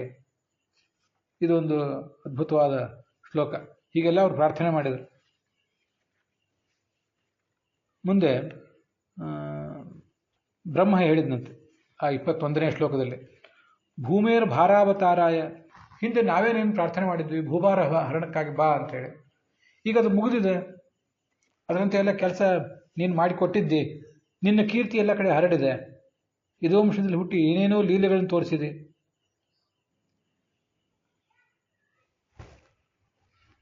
ಇನ್ನು ಈಗ ನೀನು ನಿನ್ನ ಅವತಾರ ಪರಿಸಮಾಪ್ತ ಮಾಡುವಂಥ ಕಾಲ ಬಂದಿದೆ. ಇನ್ನೇನು ಕೌರವರ ನಾಶ ಆಯಿತು, ಇನ್ನು ಉಳಿದವ್ರದ್ದು ಯಾವ್ದವ್ರದ್ದು ಅದು ನೀನೇ ನೋಡ್ಕೋತೆ. ಅದನ್ನಿಲ್ಲ ಅವ್ರು ಹೇಳಲಿಲ್ಲ, ನೀನೇ ತೀರ್ಮಾನ ಮಾಡಿದ್ದೆ ಅದನ್ನು. ನಷ್ಟಪ್ರಾಯ ಕುಲಂಚ ವಿಪ್ರಶಾಪೇನ ನಷ್ಟಪ್ರಾಯವ ಬೋಧಿತಂ. ನಿನ್ನ ಕುಲದ ನಾಶವನ್ನು ನೀನು ಈಗಾಗಲೇ ಜವಾಬ್ದಾರಿ ತೊಗೊಂಡ್ಬಿಟ್ಟಿದೆ. ಅವರೇ ಹೇಳಿದ್ರು, ಅದು ಗೊತ್ತಿತ್ತು ಅವರಿಗೆ. ನೋಡು, ನಿನಗಿದು ಒಳ್ಳೆಯದು ಉಚಿತ ಅಂತ ಕಂಡ್ರೆ ನಡಿ, ಇನ್ನು ಈ ಲೋಕ ಬಿಟ್ಟು ತೆರಳು ಬಾ. 27ನೇ ಶ್ಲೋಕ 6ನೇ ಅಧ್ಯಾಯದಲ್ಲಿ. ತತ ಸ್ವಧಾಮ ಪರಮಂ ವಿಶ್ವಸ್ಯ ಇದಿ ಮನ್ಯಸೆ. ನಡಿ ಹೋಗೋಣ. ಭಗವಂತ ಅವರನ್ನು ಅಭಿನಂದಿಸಿದಂತೆ. ಆಯಿತು, ನೀವು ಹೇಳಿದ ಸರಿ ಇದೆ, ಎಲ್ಲ ಕಾರ್ಯ ಮಾಡಿ ಮುಗಿಸಿದ್ದೀನಿ, ಭೂಭಾರ ಇಳಿದಿದೆ. ಯಾದವ ಕುಲ ಒಂದು ವೇಳೆ ಹೀಗೆ ಇದ್ದು ಬಿಟ್ರೆ ಇವ್ರನ್ನ ಕಂಟ್ರೋಲ್ ಮಾಡೋರು ಯಾರು? ಮಹಾಬಲಿಷ್ಠರು ಇವರು. ನಾ ಇದ್ದಾಗಲೇ ಇವ್ರನ್ನ ಕಂಟ್ರೋಲ್ ಮಾಡೋದು ಕಟ್ಟಾಗಿತ್ತು. ಎಷ್ಟು ಥರದ ಹಾನಿಗಳನ್ನು ಮಾಡ್ತಿದ್ರು. ಆದ್ದರಿಂದ ಇವರನ್ನೊಬ್ಬರನ್ನು ನಾನು ಮುಗಿಸ್ತೇನೆ, ಮುಗಿಸಿದ ಮೇಲೆ ಪರಂಧಾಮಕ್ಕೆ ಬರ್ತೇನೆ ಅಂತ ಚತುರ್ಮುಖ ಬ್ರಹ್ಮನಿಗೆ ಆಶ್ವಾಸನೆ ಕೊಟ್ಟ. ಅವರೆಲ್ಲ ಹೋದ ಮೇಲೆ ದ್ವಾರಕೆಯಲ್ಲಿ ಮಹಾ ಉತ್ಪಾತಗಳು ಕಂಡುಬಂದವು, ಏನೇನೋ ಅಪಶಕುನ.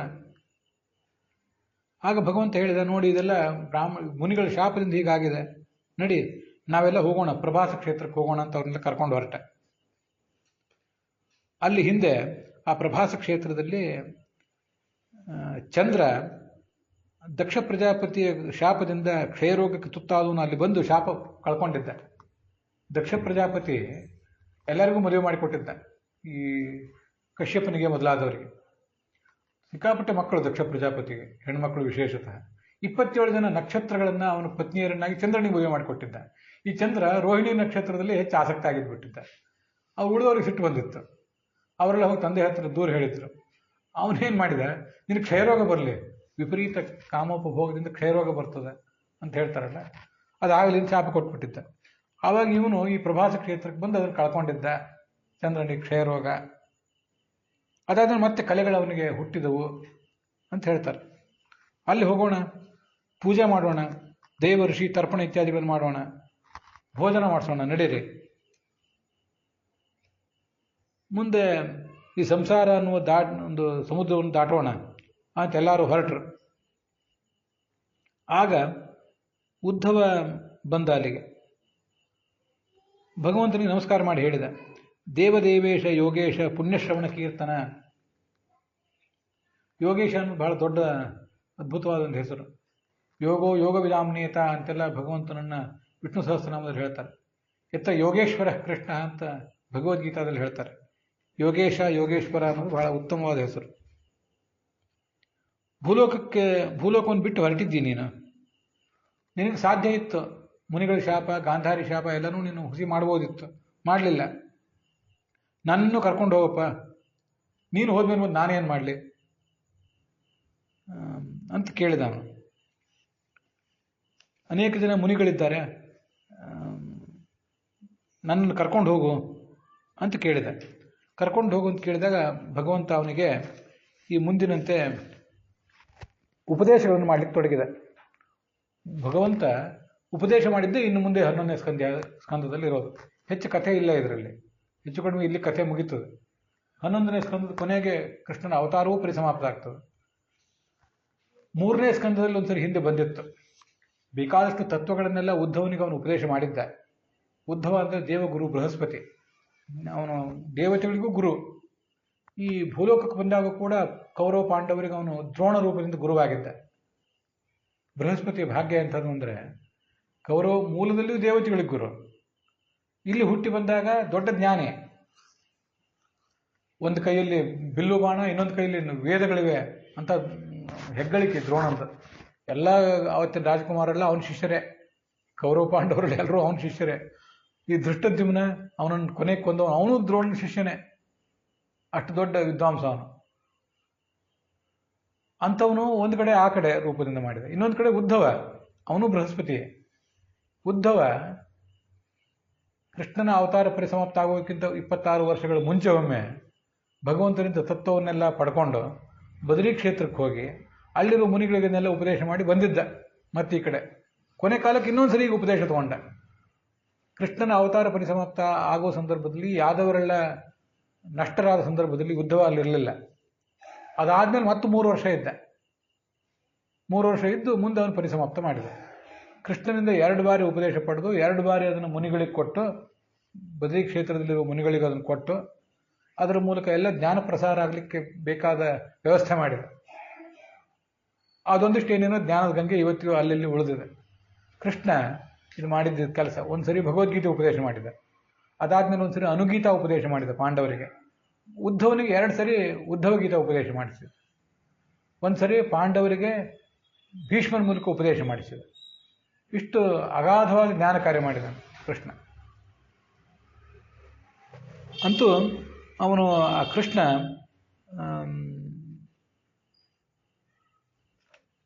ಅವನಿಗೆ ಜ್ಞಾನವನ್ನು ಕೊಡ್ಲಿಕ್ಕೆ ತೊಡಗಿದ. ಅದು ಈ ಅಧ್ಯಾಯದಲ್ಲಿ ಕಾಣಿಸ್ತದೆ. ಉದ್ಧವ, ನೀನು ಹೇಳಿದ ಸರಿ ಇದೆ, ನಾನು ಈ ಭೂಲೋಕವನ್ನು ಬಿಟ್ಟು ಹೊರಡಬೇಕಾಗಿದೆ. ನೀನೊಬ್ಬ ಮಾತ್ರ ಎಲ್ಲರ ಸ್ನೇಹ ಇತ್ಯಾದಿಗಳನ್ನು ಬದಿಗಿಡು. ಯಾಕೆಂದರೆ ಇಲ್ಲಿ 7ನೇ ಅಧ್ಯಾಯದಲ್ಲಿ 3ನೇ ಶ್ಲೋಕದಲ್ಲಿ ಹೇಳ್ತಾರೆ, ಯಾದವರ ಕುಲ ಈಗಾಗಲೇ ಸುಟ್ಟು ಹೋಗಿದೆ, ಅದು ಹೊಡೆದಂತೆಯೇ, ಅದು ಮುಗಿದಿದೆ ಅದು ಕಥೆ. ನಾನು ಪರಂಧಾಮಕ್ಕೆ ಹೋದ ಬಳಿಕ 7ನೇ ದಿವಸದಲ್ಲಿ ದ್ವಾರಕೆ ಸಮುದ್ರವನ್ನು ನಾಶ ಮಾಡಿಬಿಡ್ತದೆ. ಈಗ ಯಾವುದೋ ಬೇಟ್ ದ್ವಾರಕ ಅಂತ ಸುಮ್ಮನೆ ಒಂದು ದ್ವಾರಕ ಇದೆ ಅಷ್ಟೇ, ದ್ವಾರಕೆ ಅವಶೇಷ ಮಾತ್ರ ಇದೆ. ಮೂಲ ದ್ವಾರಕ ಎಲ್ಲ ಒಳಗೆ ನೀರಿನಲ್ಲಿ ಮುಳುಗಿ ಹೋಗಿದೆ.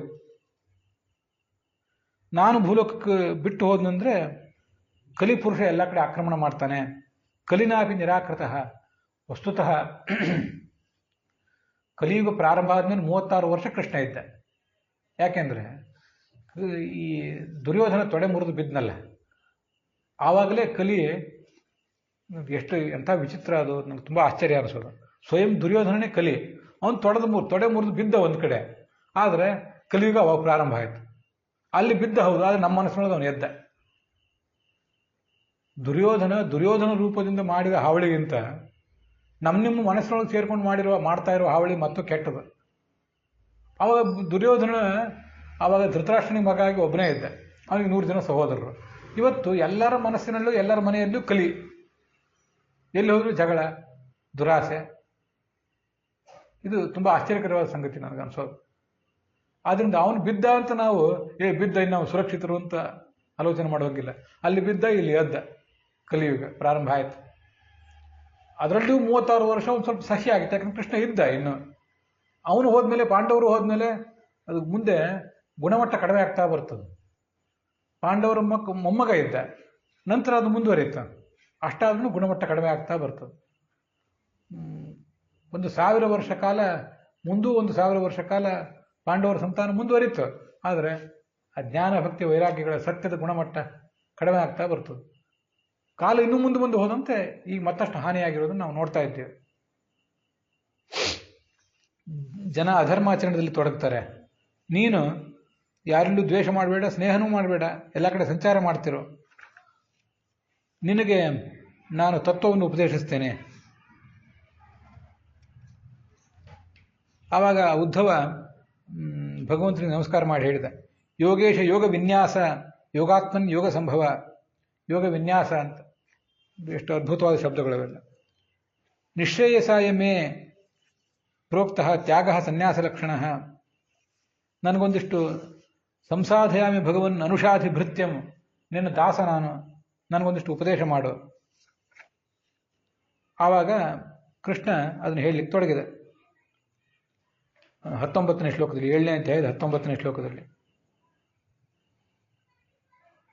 ಮನುಷ್ಯ ತನ್ನ ಶ್ರೇಯಸ್ಸು ಅನ್ನೋದ್ರ ಬಗ್ಗೆ, ಏನು ಶ್ರೇಯಸ್ಸು ಅನ್ನೋದ್ರ ಬಗ್ಗೆ ನಾವು ಅಂತರಂಗದಲ್ಲಿ ಆಳವಾಗಿ ಆಲೋಚನೆ ಮಾಡಬೇಕು. ಇದ್ರ ಬಗ್ಗೆ ಒಂದು ಉಪಾಖ್ಯಾನ ಇದೆ ಹಿಂದೆ. ಅದು ನಮ್ಮ ವಂಶದ ಮೂಲ ಪುರುಷ ಯದು ಮಹಾರಾಜ, ಅವನಿಗೂ ಅವಧೂತ ಒಬ್ಬ ಮುನಿಗೂ ನಡೆದಂಥ ಒಂದು ಸಂವಾದ. ರಾಜರು ಆವಾಗ ಎಂಥವ್ರು ಇರ್ತಿದ್ರು ನೋಡ್ರಿ. ಮುನಿಗಳು ಯಾರೇ ಕಂಡ್ರು ಅವರನ್ನು ಗೌರವಿಸಿ ಅವರಿಂದ ತತ್ವಜ್ಞಾನ ಪಡ್ಕೋತಿದ್ರು. ಆ ಅವಧೂತ ಒಬ್ಬ ಬ್ರಾಹ್ಮಣ ನಿರ್ಭಯವಾಗಿ ಸಂಚಾರ ಮಾಡ್ತಿದ್ದ, ಯಾರ್ದು ಚಿಂತೆಯೇ ಇಲ್ಲ ಅವನಿಗೆ. ಯದು ಮಹಾರಾಜ ಕೇಳಿದ, ನೀನು ಇಷ್ಟು ಸ್ವಚ್ಛವಾದ ಮನಸ್ಸಿನಿಂದ ಓಡಾಡ್ತಿದ್ದೀಯಲ್ಲ, ಯಾವ ಗುರುವಿನಿಂದ ನಿನಗೆ ಈ ಜ್ಞಾನ ಬಂತು? ದೊಡ್ಡ ಜ್ಞಾನಿ, ಆದರೆ ಸಣ್ಣ ಬಾಲಕನಂತೆ ನಿಶ್ಚಿಂತನಾಗಿ ಓಡಾಡ್ತಿದ್ದೀಯಲ್ಲ. ದೊಡ್ಡವ್ರಿಗೆ ಚಿಂತೆ, ಸಣ್ಣ ಮಕ್ಕಳಿಗೆ ಏನೂ ಚಿಂತೆ ಇರಲ್ಲ. ನೋಡ್ರಿ ಹೇಗೆ ಓಡಾಡ್ತಿರ್ತಾವ. ಹೇಗೆ ನೀನು ಇಷ್ಟು ಮಧುರವಾದ ಮಾತನಾಡ್ತಿ, ಏನೂ ವಿಶೇಷ ಪ್ರಯತ್ನ ಪಡೋದಿಲ್ಲ, ಆರಾಮಾಗಿ ಓಡಾಡ್ಕೊಂಡಿದ್ದೆ. ಕಿಂಚಿತ್ ಜಡೋನ್ಮತ್ತ ಪಿಶಾಚವತ್ತು, ನೋಡಿದ್ರೆ ಹುಚ್ಚರ ಥರ ಕಾಣಿಸ್ತೆ. ಅವನೇನು ಬಿಡು, ಏನೋ ಹುಚ್ಚ, ಅವನ ಮೈಲಿ ಯಾವುದೋ ದೆವ್ವ ಹೋಗ್ತಿದ್ದಂತೆ ಜನ ನಿನ್ನ ತಿರಸ್ಕಾರ ಮಾಡ್ತಾರೆ. ಇಲ್ಲಿ ನೋಡಿ, ಈ 29ನೇ ಶ್ಲೋಕ ಅಂತೂ ಇನ್ನೂ ಅದ್ಭುತವಾದದ್ದು. ಜನೇಶು ದಹ್ಯಮಾನೇಶು ಕಾಮಲೋಭ ದವಾಗ್ನಿನ ನತಪ್ಯಸೆ ಅಗ್ನಿನಾ ಮುಕ್ತ ಗಂಗಾಂಬಸ್ಥ ಇವ ದ್ವೀಪ. ಊರಿಗೆಲ್ಲ ಎಲ್ಲ ಕಡೆ ಬೆಂಕಿ ಹತ್ತಿದ್ರು, ಊರು ಸರಿ ಅದೊಂದು ಸರೋವರ ಇದ್ದರೆ ಆ ಸರೋವರದಲ್ಲಿ ಆರಾಮಾಗಿ ಒಂದು ಆನೆ ವಿಹಾರ ಮಾಡ್ತಿರ್ತದೆ. ಎಲ್ಲಿ ಬೆಂಕಿ ಹತ್ತಿದ್ರು, ನದಿಗೇನು ಬೆಂಕಿ ಹತ್ತೋ ಸಾಧ್ಯ ಇಲ್ವಲ್ಲ. ಹಾಗೆ ಜಗತ್ತಿನಲ್ಲಿ ಎಲ್ಲಿ ನೋಡಿದರೂ ಜನ ಕಾಮ ಲೋಭ ಇದರ ಕಾಡ್ಗಿಚ್ಚು. ಈಗ ಈ ಕಾಡ್ಗಿಚ್ಚಿ ಕೊನೆಯೇ ಇಲ್ಲ. ಎಲ್ಲಿ ನೋಡಿದ್ರೂ ಕಾಮದ ಲೋಭ, ಕಾಮ ಕ್ರೋಧ ಲೋಭ ಎಲ್ಲನೂ ಇಟ್ಕೋಬಹುದು ನಾವಿಲ್ಲಿ. ಆ ಬೆಂಕಿ ಎಲ್ಲ ಕಡೆ ಹೊತ್ತಿ ಉರಿತಾ ಇದೆ. ಏನು ತಂದು ಆರಿಸೋದಿದೆ? ಯಾವ ಫೈರ್ ಫೈಟರ್ ಬರಬೇಕಿಲ್ಲಿ? ಆದರೆ ನೀನೊಬ್ಬ ಮಾತ್ರ ಆರಾಮಾಗಿ ಏನೋ ತಾಪಕ್ಕೆ ಒಳಗಾಗದೆ ಬದುಕಿದ್ದೀಯಲ್ಲ, ಏನು ನಿಂದ ಆಶ್ಚರ್ಯ? ಇಂಥ ಆನಂದ ನಿನಗೆ ಹೇಗೆ ಬಂತು ಅಂತ ಕೇಳಿದಾಗ ಆ ಅವಧೂತ ಹೇಳಿದ ಕಥೆ ಇದು ಮುಂದಿಂದು. ನೋಡು, ನಾನು ನಮ್ಮ ಗುರುಗಳ ಹತ್ರ ಬೇಕಾಷ್ಟು ಅಧ್ಯಯನ ಮಾಡಿದ್ದೇನೆ. ಯಾವುದೋ ವಿದ್ಯಾಪೀಠದಲ್ಲಿ ಅವನು ಅಧ್ಯಯನ ಮಾಡಿದ್ದಿರಬೇಕು. ಆದರೆ ಜಗತ್ತೊಂದು ದೊಡ್ಡ ಓಪನ್ ಯೂನಿವರ್ಸಿಟಿ. ಇದು ತುಂಬ ಅದ್ಭುತವಾದ ಭಾಗ. ಇದು ಮುಂದಿನ ಇದನ್ನು ಕೇಳಬೇಕು. ನಾವು ಜಗತ್ತಿನಲ್ಲಿ ಯಾವ ವಿದ್ಯಾಪೀಠ, ಯಾವ ಗುರುಕುಲ ಅಲ್ಲಿ ಕಲಿಯುವುದಕ್ಕಿಂತ ಸಮಾಜದಿಂದ ಕಲಿಯುವುದು ಹೆಚ್ಚಿನದು. ನಾವು ಓಪನ್ ಯೂನಿವರ್ಸಿಟಿ ಅಂತ ಕೇಳಿರ್ತೇವೆ. ಅಲ್ಲಲ್ಲಿ ಓಪನ್ ಯೂನಿವರ್ಸಿಟಿ ಅಂದರೆ ಏನು? ಇನ್ನು ಬೇರೆ ರೆಗ್ಯುಲರ್ ಯೂನಿವರ್ಸಿಟಿ ಅಂದರೆ ಏನು ಅಂದರೆ SSLC PUC ಡಿಗ್ರಿ ಇದನ್ನೆಲ್ಲ ಮಾಡಲಿಕ್ಕೆ ಒಂದು ರೆಗ್ಯುಲರ್ ಯೂನಿವರ್ಸಿಟಿ ಇರ್ತದೆ. ನೀವು ಅದನ್ನೆಲ್ಲ ಮಾಡ್ತಾ ಹೋಗ್ಬೇಕಲ್ಲ. SSLC ಮುಗಿಸ್ಬೇಕು, PUC ಮುಗಿಸ್ಬೇಕು, ಡಿಗ್ರಿ ಮಾಡಬೇಕು, ಆವಾಗ ಪೋಸ್ಟ್ ಗ್ರಾಜ್ಯುಯೇಷನ್ ಮಾಡ್ಬೋದಲ್ಲಿ ಆ ಯೂನಿವರ್ಸಿಟಿಯಲ್ಲಿ. ಓಪನ್ ಯೂನಿವರ್ಸಿಟಿ ಅಂದರೆ ಅದು ಹೇಗಿರ್ತದೆ ಅಂದರೆ, ಇವತ್ತು ಓಪನ್ ಯೂನಿವರ್ಸಿಟಿಗಳು ಅಂತ ಅಲ್ಲಲ್ಲಿ ಎಲ್ಲ ನಮ್ಮ ರಾಜ್ಯದಲ್ಲೂ ಇದ್ದೇವೆ. ಅಲ್ಲಿ ನಿಮಗೆ SSLC PUC ಮಾಡದೇ ಹೋದ್ರೂ ಒಂದು 18-24 ವರ್ಷ ಏನೋ ಆದ್ರೆ ಒಂದಿಷ್ಟು ನಿರ್ದಿಷ್ಟ ವಯಸ್ಸು ಗೊತ್ತು ಮಾಡಿರ್ತಾರೆ ಅವರು. ಆ ಒಂದು ವಯಸ್ಸಿನ ಸರ್ಟಿಫಿಕೇಟ್ ತೋರಿಸಿದ್ರೆ ಸಾಕು, ನೀವು ಓಪನ್ ಯೂನಿವರ್ಸಿಟಿಯಿಂದ ಕೆಲಸ ಮಾಡ್ಬೋದು, ನೀವು ಡಿಗ್ರಿ ಪಡ್ಕೋಬೋದು. ಆ ಓಪನ್ ಯೂನಿವರ್ಸಿಟಿಯ ಹೋಲಿಕೆ ನಮಗೆ ಈ ಜಗತ್ತಿನಲ್ಲಿದೆ. ವಸ್ತುತಃ ನಾವು ಜಗತ್ತನ್ನು ನೋಡಿ ಕಲಿಯುವುದು ಬಹಳ ಇದೆ. ಶಾಲಾ ಕಾಲೇಜುಗಳಲ್ಲಿ ಕಲಿಯೋದಕ್ಕಿಂತ ಜಗತ್ತನ್ನು ನೋಡಿ ಕಲಿಯುವುದು ಬಹಳ ಇದೆ. ಇದು ಅದ್ಭುತ. ಕಲಿಯೋದಕ್ಕೆ ನಮಗೆ ಓಪನ್ ಮೈಂಡೆಡ್ನೆಸ್ ಇರಬೇಕಷ್ಟೆ. ನಾ ಎಲ್ಲ ಕಲಿತಾಗಿದ್ದು ಇನ್ನೇನು ಯಾರಿಂದ ಕಲಿಬೇಕಾಗಿದೆ ಅಂತ ಭ್ರಾಂತಿ ಇದ್ದರೆ ಏನೂ ಬರೋದಿಲ್ಲ. ಅವನಿಗೆ ವಿದ್ಯಾಪೀಠದಲ್ಲೂ ಬರೋದಿಲ್ಲ, ಜಗತ್ತಿನಲ್ಲೂ ಬರೋದಿಲ್ಲ. ಒಂದು ಅದ್ಭುತವಾದ ಶ್ಲೋಕ ಸಂಸ್ಕೃತ ಸಾಹಿತ್ಯದಲ್ಲಿ ಕೇಳಿ ಬರ್ತದೆ. ಆಚಾರ್ಯಾತ್ ಪಾದಮಾಧತ್ತೆ. ವಿದ್ಯಾ ಅನ್ನೋದೇನಿದೆಯಲ್ಲ, ಇಡೀ ವಿದ್ಯೆಯನ್ನು ಒಂದು ಪೂರ್ಣ ವಿದ್ಯಾ ಅಂತ ವಿಚಾರ ಮಾಡಿದರೆ ಅದರಲ್ಲಿ ನೀವು ಗುರುಕುಲದಲ್ಲಿ ಕಲಿಯುವುದು ಎಷ್ಟು ಅಂದರೆ ಕಾಲ್ಭಾಗ ಮಾತ್ರ. ಪಾದಂ ಶಿಷ್ಯ ಸ್ವಮೇಧಯ. ಗುರು ನಿಮ್ಗೆ ಹೇಳಿಕೊಡೋದು ಕಾಲ್ಭಾಗ ಮಾತ್ರ. ಇನ್ನು ಕಾಲ್ಭಾಗವನ್ನು ನೀವು ನಿಮ್ಮ ಬುದ್ಧಿವಂತಿಕೆಯಿಂದ ಕಲಿಬೇಕಾಗ್ತದೆ. ಪಾದಂ ಸಬ್ರಹ್ಮಚಾರಿಭ್ಯ. ಇನ್ನು 25% ಇದೆಯಲ್ಲ, ಅದನ್ನು ಸಹಾಧ್ಯಾಯಿಗಳು ಅವ್ರ ಜೊತೆ ಸಮಾಲೋಚನೆ ಮಾಡಿ ಅವರನ್ನು ತಮ್ಮ ಅಭಿಪ್ರಾಯ ಹೇಳ್ತಾರೆ, ಇವನು ಹೇಳ್ತಾನೆ, ಕಂಬೈನ್ಡ್ ಸ್ಟಡಿ ಇತ್ಯಾದಿಗಳನ್ನು ಮಾಡಿ ಕಲಿಬೇಕಾಗ್ತದೆ. ಇದು 3 ಭಾಗ. ಅಲ್ಲಿಗೆ 75 ಭಾಗ ಆಯಿತು. ಇನ್ನು 25 ಭಾಗ ಉಳಿದಿದೆಯಲ್ಲ, ಅದು ಹೇಗೆ ಅಂದರೆ ಪಾದಂ ಕಾಲಕ್ರಮೇಣ. ಗುರುಕುಲದ ವಿದ್ಯಾಭ್ಯಾಸ ಮುಗಿಸಿ ಹೊರಗೆ ಬಂದು ಸಮಾಜದ ಜೊತೆಗೆ ಬೆರೆತಾಗ, ಅನೇಕ ಜನರನ್ನು ನೋಡಿದಾಗ ಈ ಮಾತಿಗಂತೂ ಬೆಲೆ ಕಟ್ಟುವುದೇ ಸಾಧ್ಯ ಇಲ್ಲ. ನಾವೇ ದೊಡ್ಡ ವಿದ್ವಾಂಸರು, ನಮ್ಮದೇ ದೊಡ್ಡ ಜಾತಿ, ನಮ್ಮದೇ ದೊಡ್ಡ ಗುರುಗಳು ಅಂತ ಅಂದ್ಕೊಂಡು ಓಡಾಡ್ತಿದ್ದವರಿಗೆ ಜಗತ್ತಿನೆಲ್ಲ ನೋಡಿ ಅಲ್ಲಿ ನೋಡಿದಾಗ ಯಾವ್ಯಾವ ಜನ, ಜಾತಿ, ಪಂಥ, ವರ್ಗ, ಲಿಂಗ ಭೇದ ಇಲ್ಲದೇನೆ ಎಲ್ಲೆಲ್ಲೋ ಯಾರ್ಯಾರೋ ಇರ್ತಿರ್ತಾರೆ. ಸ್ತ್ರೀ ಅಂತ ಗೊತ್ತಿಲ್ಲ, ಪುರುಷ ಅಂತ ಗೊತ್ತಿಲ್ಲ, ಯಾವ ಹೊತ್ತದಲ್ಲಿ ಯಾವ ಹಾವು ಇರ್ತದೋ ಗೊತ್ತಿಲ್ಲ. ಅವ್ರನ್ನೆಲ್ಲ ನೋಡಿ ಅವ್ರ ವರ್ತನೆಗಳು ಹೇಗೆ, ಅವರಲ್ಲಿ ಏನೋ ಅದ್ಭುತವಾದ ಅನುಸಂಧಾನ ಇರ್ತದೆ. ಅವರೆಲ್ಲ ದೊಡ್ಡ ದೊಡ್ಡ ಗುರುಕುಲಗಳಿಗೆ ಹೋಗಿಲ್ದ ಇರಬಹುದು, ಆದರೆ ಹೇಗೂ ಭಗವಂತನ ಆರಾಧನೆ ಮಾಡ್ತಿರ್ತಾರೆ. ಭಗವಂತ ತನ್ನ ಹೃದಯದಲ್ಲಿ ಅವರಿಗೆ ಸ್ಥಾನ ಕೊಟ್ಟಿರ್ತಾನೆ. ಸ್ತ್ರೀ ಇರ್ಬೋದು, ಪುರುಷ ಇರಬಹುದು, ಅನೇಕ ಜನರಿಗೆ ಗೊತ್ತಿಲ್ಲದೆ ಇರೋ ವಿಷಯ ಎಲ್ಲ ಅವ್ರಿಗೆ ಗೊತ್ತಿರ್ತಿರ್ತದೆ. ಅನೇಕ ಸಂದರ್ಭಗಳಲ್ಲಿ ಇದನ್ನು ಓದು, ಇದನ್ನು ಮಾಡು ಅಂತ ಹೇಳ್ತಿರ್ತಾರೆ ಅವರು. ಇದು ಕಾಲಕ್ರಮೇಣ. ಅಂಥವನ್ನೆಲ್ಲ ನೋಡಿ ನಾವು ಕಲಿಬೇಕಾದ ಬಹಳ ಇದೆ. ಪಾದಂ ಕಾಲಕ್ರಮೇಣ ಅಂತ ಒಂದು, ಇನ್ನೊಂದು ಶ್ಲೋಕದಲ್ಲಿ ಪಾದಂ ವ್ಯಾಖ್ಯಾನ ಕೌಶಲ. ನೀವು ಗುರುಗಳ ಹತ್ರ ಓದ್ತಾ ಕೂತಿದ್ರಲ್ಲ ಇಷ್ಟು ದಿವಸ, ಓದು ಮುಗಿಸಿ ಹೊರಗೆ ಬನ್ನಿರಿ, ಇನ್ನೊಬ್ರಿಗೆ ಪಾಠ ಹೇಳಲಿಕ್ಕೆ ಶುರು ಮಾಡಿರಿ. ಹೇಳ್ತಾ ಹೇಳ್ತಾ ಹೇಳ್ತಾ ಬೊಗಳಿ ಬೊಗಳಿ ರಾಗ ಅಂತ ಅಂತಿರ್ತಾರೆ, ಉಗುಳಿ ಉಗುಳಿ ರೋಗ, ಬೊಗಳಿ ಬೊಗಳಿ ರಾಗ ಅಂತೇಳಿ ಹೇಳಿ ಹೇಳಿ ಹೇಳಿ ವಯಸ್ಸು ಪಕ್ವ ಆದಂತೆ ಅನೇಕ ಅರ್ಥಗಳು, ಅಲ್ಲಿ ಹಿಂದಿನ ವ್ಯಾಖ್ಯಾನಕಾರರು ಯಾರು ಬರೆದಿಟ್ಟಿಲ್ಲದೆ ಇರೋ ಅರ್ಥಗಳೆಲ್ಲ ಕಾಲಕ್ರಮೇಣ ನಮ್ಮ ಪಕ್ವತೆಯಿಂದ, ನನಗಂತೂ ಇದು ಬಹಳ ಸ್ಪಷ್ಟವಾಗಿ ಅನುಭವಕ್ಕೆ ಬಂದಿದೆ. ವ್ಯಾಕರಣ ಗೊತ್ತು, ಈ ಶಬ್ದಕ್ಕೆ ಏನರ್ಥ, ಆ ಶಬ್ದಕ್ಕೆ ಏನರ್ಥ, ಕ್ರಿಯಾಪದ ಯಾವುದು, ಕರ್ತೃಪದ ಯಾವುದು, ಕರ್ಮಪದ ಯಾವುದು, ಸಂಧಿ ಸಮಾಸ ಎಲ್ಲ ಅಲ್ಲಿ ಗೊತ್ತಾಗಿತ್ತು. ಆದರೆ ಅನೇಕ ಶ್ಲೋಕಗಳಿಗೆ ಆವಾಗ ತಿಳಿದೇ ಇರುವಂಥ ಒಂದು ಅಂತರಂಗದ ಅರ್ಥ, ನಾವು ಯಾವುದೋ ಸಮಸ್ಯೆಯಿಂದ ತಳಮಳಿಸ್ತಾ ಇದ್ದಾಗ ಅಲ್ಲಿ ಸಿಕ್ಕೋ ಸಂದೇಶ, ಚಿಕ್ಕವರಿದ್ದಾಗ ಸಿಗ್ತಿರ್ಲಿಲ್ಲ, ದೊಡ್ಡವರಿದ್ದಾಗ ಅದೇ ಶ್ಲೋಕವನ್ನು ಮತ್ತೊಂದು ಸರಿ ಓದಿದಾಗ ಭಗವದ್ಗೀತೆಯಿಂದ, ಮಹಾಭಾರತದಿಂದ, ರಾಮಾಯಣದಿಂದ, ಭಾಗವತದಿಂದ ಅದು ಸಿಕ್ಕಿದೆ. ಅದು ಇನ್ನೊಬ್ರಿಗೆ ಹೇಳಬೇಕು ಅಂತ ಆವಾಗ ಕಂಡಿದೆ. ಇದು ಕಾಲಕ್ರಮೇಣ ಮನುಷ್ಯ ಪಕ್ವ ಆದಂತೆ ಹೊಳೆಯುವ ಅರ್ಥ, ಇನ್ನೊಬ್ರಿಗೆ ಪಾಠ ಹೇಳಿದಾಗ, ಪ್ರವಚನ ಮಾಡಿದಾಗ ಸಿಗುವಂಥ ಅರ್ಥ. ಇದು ಬಹಳ ಅದ್ಭುತವಾದದ್ದು. ಅದು ನನಗೆ ಅನೇಕ ಜನ ಗುರುಗಳಿದ್ದಾರೆ ಅಂತ ಇವನು ಹೇಳ್ತಿದ್ದಾನ. ಅದು ದೊಡ್ಡ ಆಶ್ಚರ್ಯ. ಯಾರವ್ರ ಗುರುಗಳು? ಅದನ್ನು ಈಗ ನಾವು ಮುಂದೆ ನೋಡಬೇಕಾದದ್ದು. ಗುರುಗಳು ಅಂತ ಎಲ್ಲಿರ್ತಾರೆ? ನಮ್ಮ ಗುರುಗಳು ಬ್ರಾಹ್ಮಣರೇ ಆಗಿದ್ದು, ಅವ್ರು ನಮ್ಗಿಂತ ದೊಡ್ಡವರೇ ಆಗಿದ್ದು, ಅವರೊಂದು ಉಚ್ಚ ಆಸನದಲ್ಲಿ ಕೂತು ನಾವು ಕೆಳಗೆ ಕೂತು ಅಲ್ಲಿಂದನೇ ಕಲಿಯುವುದಲ್ಲ. ಗುರುಗಳು ಇವತ್ತು ಆ ಗುರುಗಳು ಯಾರ್ಯಾರು ಅಂತ ಅನ್ನೋದ್ರ ಬಗ್ಗೆ ಮಾತ್ರ ಹೇಳ್ತೇನೆ. ನಾಳೆಯಿಂದ 2 ದಿವಸ ಆ ಗುರುಗಳು ಏನೇನು, ಆ ಗುರುಗಳಿಂದ ನಾವೇನು ಕಲಿಯುವುದಿದೆ ಅಂತ ಅನ್ನೋದನ್ನು ನಾನು ಹೇಳ್ತೇನೆ. ಭೂಮಿ, ವಾಯು, ಆಕಾಶ, ಜಲ, ಅಗ್ನಿ, ಚಂದ್ರ, ಸೂರ್ಯ, ಪಾರಿವಾಳ, ಹೆಬ್ಬಾವು, ಸಮುದ್ರ, ಪತಂಗ, ಜೇನುನೊಣ, ಆನೆ, ಜೇನು ತೆಗೆಯುವ ವ್ಯಕ್ತಿ, ಮತ್ತು ಮೀನು, ಪಿಂಗಳ, ಕುರುವ ಪಕ್ಷಿ, ಮಗು, ಒಬ್ಬಳು ಮದುವೆ ಆಗದೇ ಇರೋ ಹುಡುಗಿ, ಬಾಣ ತಯಾರು ಮಾಡುವ ವ್ಯಕ್ತಿ, ಸರ್ಪ, ಜೇಡರ ಹುಳ, ಕಣಜದ ಹುಳ, ಮತ್ತು ಕೊನೆಯದಾಗಿ ನಮ್ಮ ದೇಹ, ನಮ್ಮದೇ ವ್ಯಕ್ತಿತ್ವ. ಇದು 25ನೇ ಗುರು. ಇಷ್ಟು 25 ಜನ ಗುರುಗಳಿದ್ದಾರೆ. 12 ವರ್ಷ ಸಿಗದೇ ಇರೋ ಶಿಕ್ಷಣ ಇವರಿಂದ ಸಿಗ್ತದೆ ಕಲ್ತ್ರೆ. ಅದನ್ನು ನಾಳೆ ಹೇಳ್ತೇನೆ. ಒಂದು ಸಂಗತಿ ಹೇಳ್ತೇನೆ. ಒಬ್ಬ ರಾಜ, ಆ ಹೆಸರು ನಂಗೆ ನೆನಪಿಲ್ಲ ಈಗ, ಅದೆಲ್ಲೋ ಇಂಗ್ಲೆಂಡ್ನಲ್ಲಿಯೋ ಅಥವಾ ನಮ್ಮ ದೇಶದಲ್ಲೋ ಇದ್ದಿರ್ಬೋದು, ಹೋಗಿದ್ದ ಶತ್ರುಗಳಿಂದ ಹೋಗಿದ್ದಂತೆ. ಶತ್ರುಗಳಿಂದ ತೊಗೊಂಡೋಗಿ ಬಂದಿಖಾನೆಯಲ್ಲಿ ಹಾಕಿದ್ರು. ಅವನು ಏನು ಮಾಡಬೇಕು, ನಮ್ಮ ಸಾಮ್ರಾಜ್ಯ ಮತ್ತೆ ಗೆಲ್ಲಬೇಕಲ್ಲ, ನೋಡಿದ, ಅಲ್ಲಿ ನೋಡ್ತಾ ಕೂತಿದ್ದ. ಒಂದು ಜೇಡರ ಹುಳ, ಇಲ್ಲಿ ಜೇಡರ ಹುಳ ಅಂತ ಬಂದಿದೆ ಇಲ್ಲಿ, ಅದು ನಾವು ಮುಂದೆ ನೋಡೋಣ. ಆ ಜೇಡರ ಹುಳ ಒಂದು ಬಲೆ ಕಟ್ಟಿತ್ತ, ಅದು ವಿಫಲ ಆಯಿತು. ಮತ್ತೆ ಕಟ್ಟಿತ್ತು, ಬಿಡಲೇ ಇಲ್ಲ ಅದು. ಎಷ್ಟು ಸರಿ ಅದಕ್ಕೆ ವಿಘ್ನ ಬಂದರೂ ಮತ್ತೆ ಬಲೆ ಕಟ್ಟಿ ಅದು ಸಫಲ ಆಯಿತು. ಹೀಗೆ ನಾನು ಬಿಡಬಾರದು ಅಂತ ಆಲೋಚನೆ ಮಾಡಿ ಏನೇನೋ ಉಪಾಯ ಮಾಡಿ ಬಂದಿಖಾನೆಯಿಂದ ಹೊರಗೆ ಬಂದು ತಮ್ಮ ಸಾಮ್ರಾಜ್ಯ ಗಳಿಸಿದ ಅಂತ ಅವನ ಬಗ್ಗೆ ಒಂದು ಕಥೆ ಬರ್ತದೆ. ಯಾವ ರಾಜ ನಂಗೆ ನೆನಪಿಲ್ಲ, ನೋಡಿದರೆ ಸಿಗ್ತದೆ, ಅಂತರ್ಜಾಲನ ಹುಡುಕಾಡಿದರೆ ತಡಕಾಡಿದರೆ ಸಿಕ್ಕಿತ್ತು. ಹೀಗೆ ಪ್ರಾಣಿಗಳಿಂದಲೂ ಮನುಷ್ಯ ಕಲಿಬೇಕಾದಿರ್ತದೆ, ಮನುಷ್ಯನಿಂದಂತೂ ಕಲಿಬೇಕಾದ್ದು ಭಾಳ ಇರ್ತದೆ. ಯಾವ ಮನುಷ್ಯನೂ ಜಗತ್ತಿನ ಪರಿಪೂರ್ಣ ಅಲ್ಲದೆ ಇರ್ಬೋದು, ಯಾವ ಜಾತಿ, ಯಾವ ಜನಾಂಗ, ಯಾವ ಗಂಡು ಹೆಣ್ಣು ಯಾರೂ ಪರಿಪೂರ್ಣ ಅಲ್ಲದೆ ಇರ್ಬೋದು. ಆದರೆ ಅವರಿಂದ ಕಲಿಬೇಕಾದ ನಾವು ತುಂಬ ಇರ್ತದೆ. ಅದಕ್ಕಾಗಿ ಮಹಾಭಾರತ ಉಪನಿಷತ್ತುಗಳನ್ನೆಲ್ಲ ಗಮನಿಸಿದರೆ ಅನೇಕ ಸರಿ ನಾನು ಇದನ್ನು ಹಿಂದೆ ಹೇಳಿದ್ದೇನೆ. ಬ್ರಾಹ್ಮಣ ಗುರುವಿನಿಂದ ಕಲಿತಿದ್ರಲ್ಲ, ಇಲ್ಲ ಅಂತಲ್ಲ. ಪ್ರಸಂಗ ಬಂದರೆ ಕ್ಷತ್ರಿಯರಿಂದ ಕಲಿತಿದ್ರು, ಬ್ರಾಹ್ಮಣರಿಂದಂತೂ ಕಲಿತಿದ್ರು. ಕ್ಷತ್ರಿಯರ ಹತ್ರ ಹೋಗಿ ಸಂಕೋಚ ಇಲ್ಲದೆ ಗುರು ನಿಂದ ಕಲಿಬೇಕಾಗಿದೆ, ಹೇಳು, ಪಾಠ ಹೇಳುವಂತಿದ್ರು. ಇದೆಲ್ಲ ಉಪನಿಷತ್ತುಗಳಲ್ಲಿ ಬಂದಿದೆ. ವೈಶ್ಯರು, ವ್ಯಾಪಾರ ಮಾಡುವರು, ಅವರಿಂದ ಕಲಿತಿದ್ರು.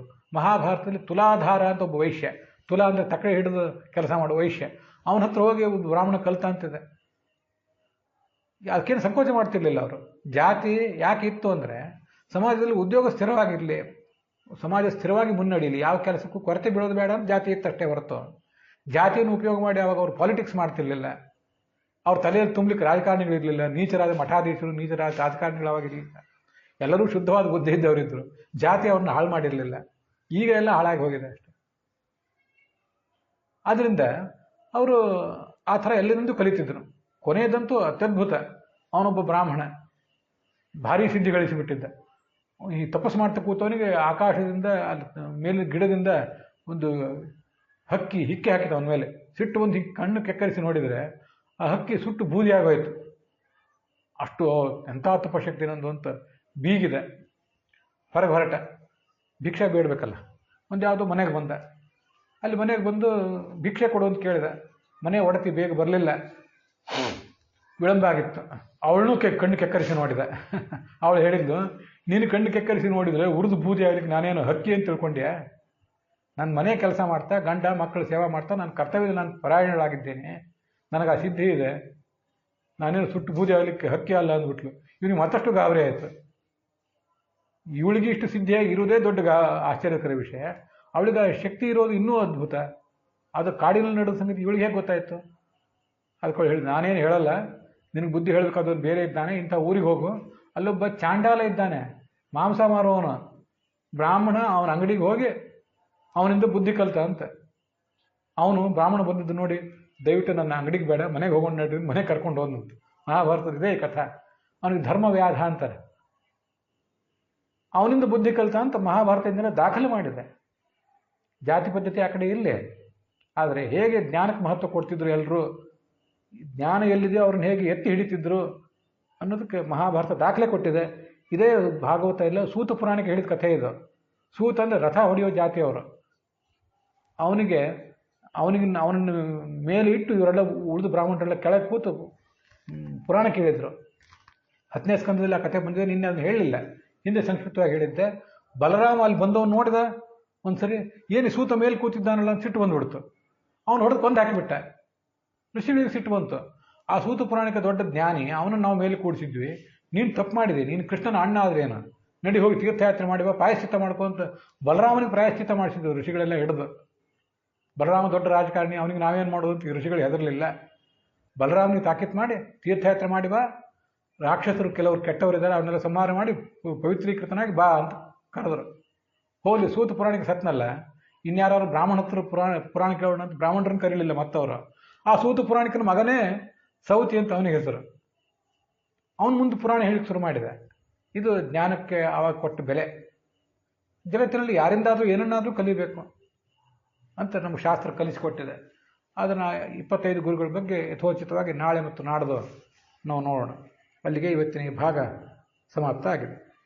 ಹುಸಿಯ ನಾಡಿ ಹೊಟ್ಟೆ ಹೊರೆವ ವಿಷಯದಲ್ಲಿ ರಸಿಕನೆಂದು ಹುಸಿಗೆ ಹಾಕಿದಿರುವ ಇನ್ನು ಶ್ರೀಕೇಶನೇ, ಈಶನಿನ್ನ ಚರಣ ಭಜನೆ ಆಸೆಯಿಂದ ಮಾಡುವೆ, ದೋಷರಾಶಿ ನಾಶ ಮಾಡು ಶ್ರೀಶಕೇಶವ. ಶ್ರೀಕೃಷ್ಣಾರ್ಪಣ ಮಸ್ತು.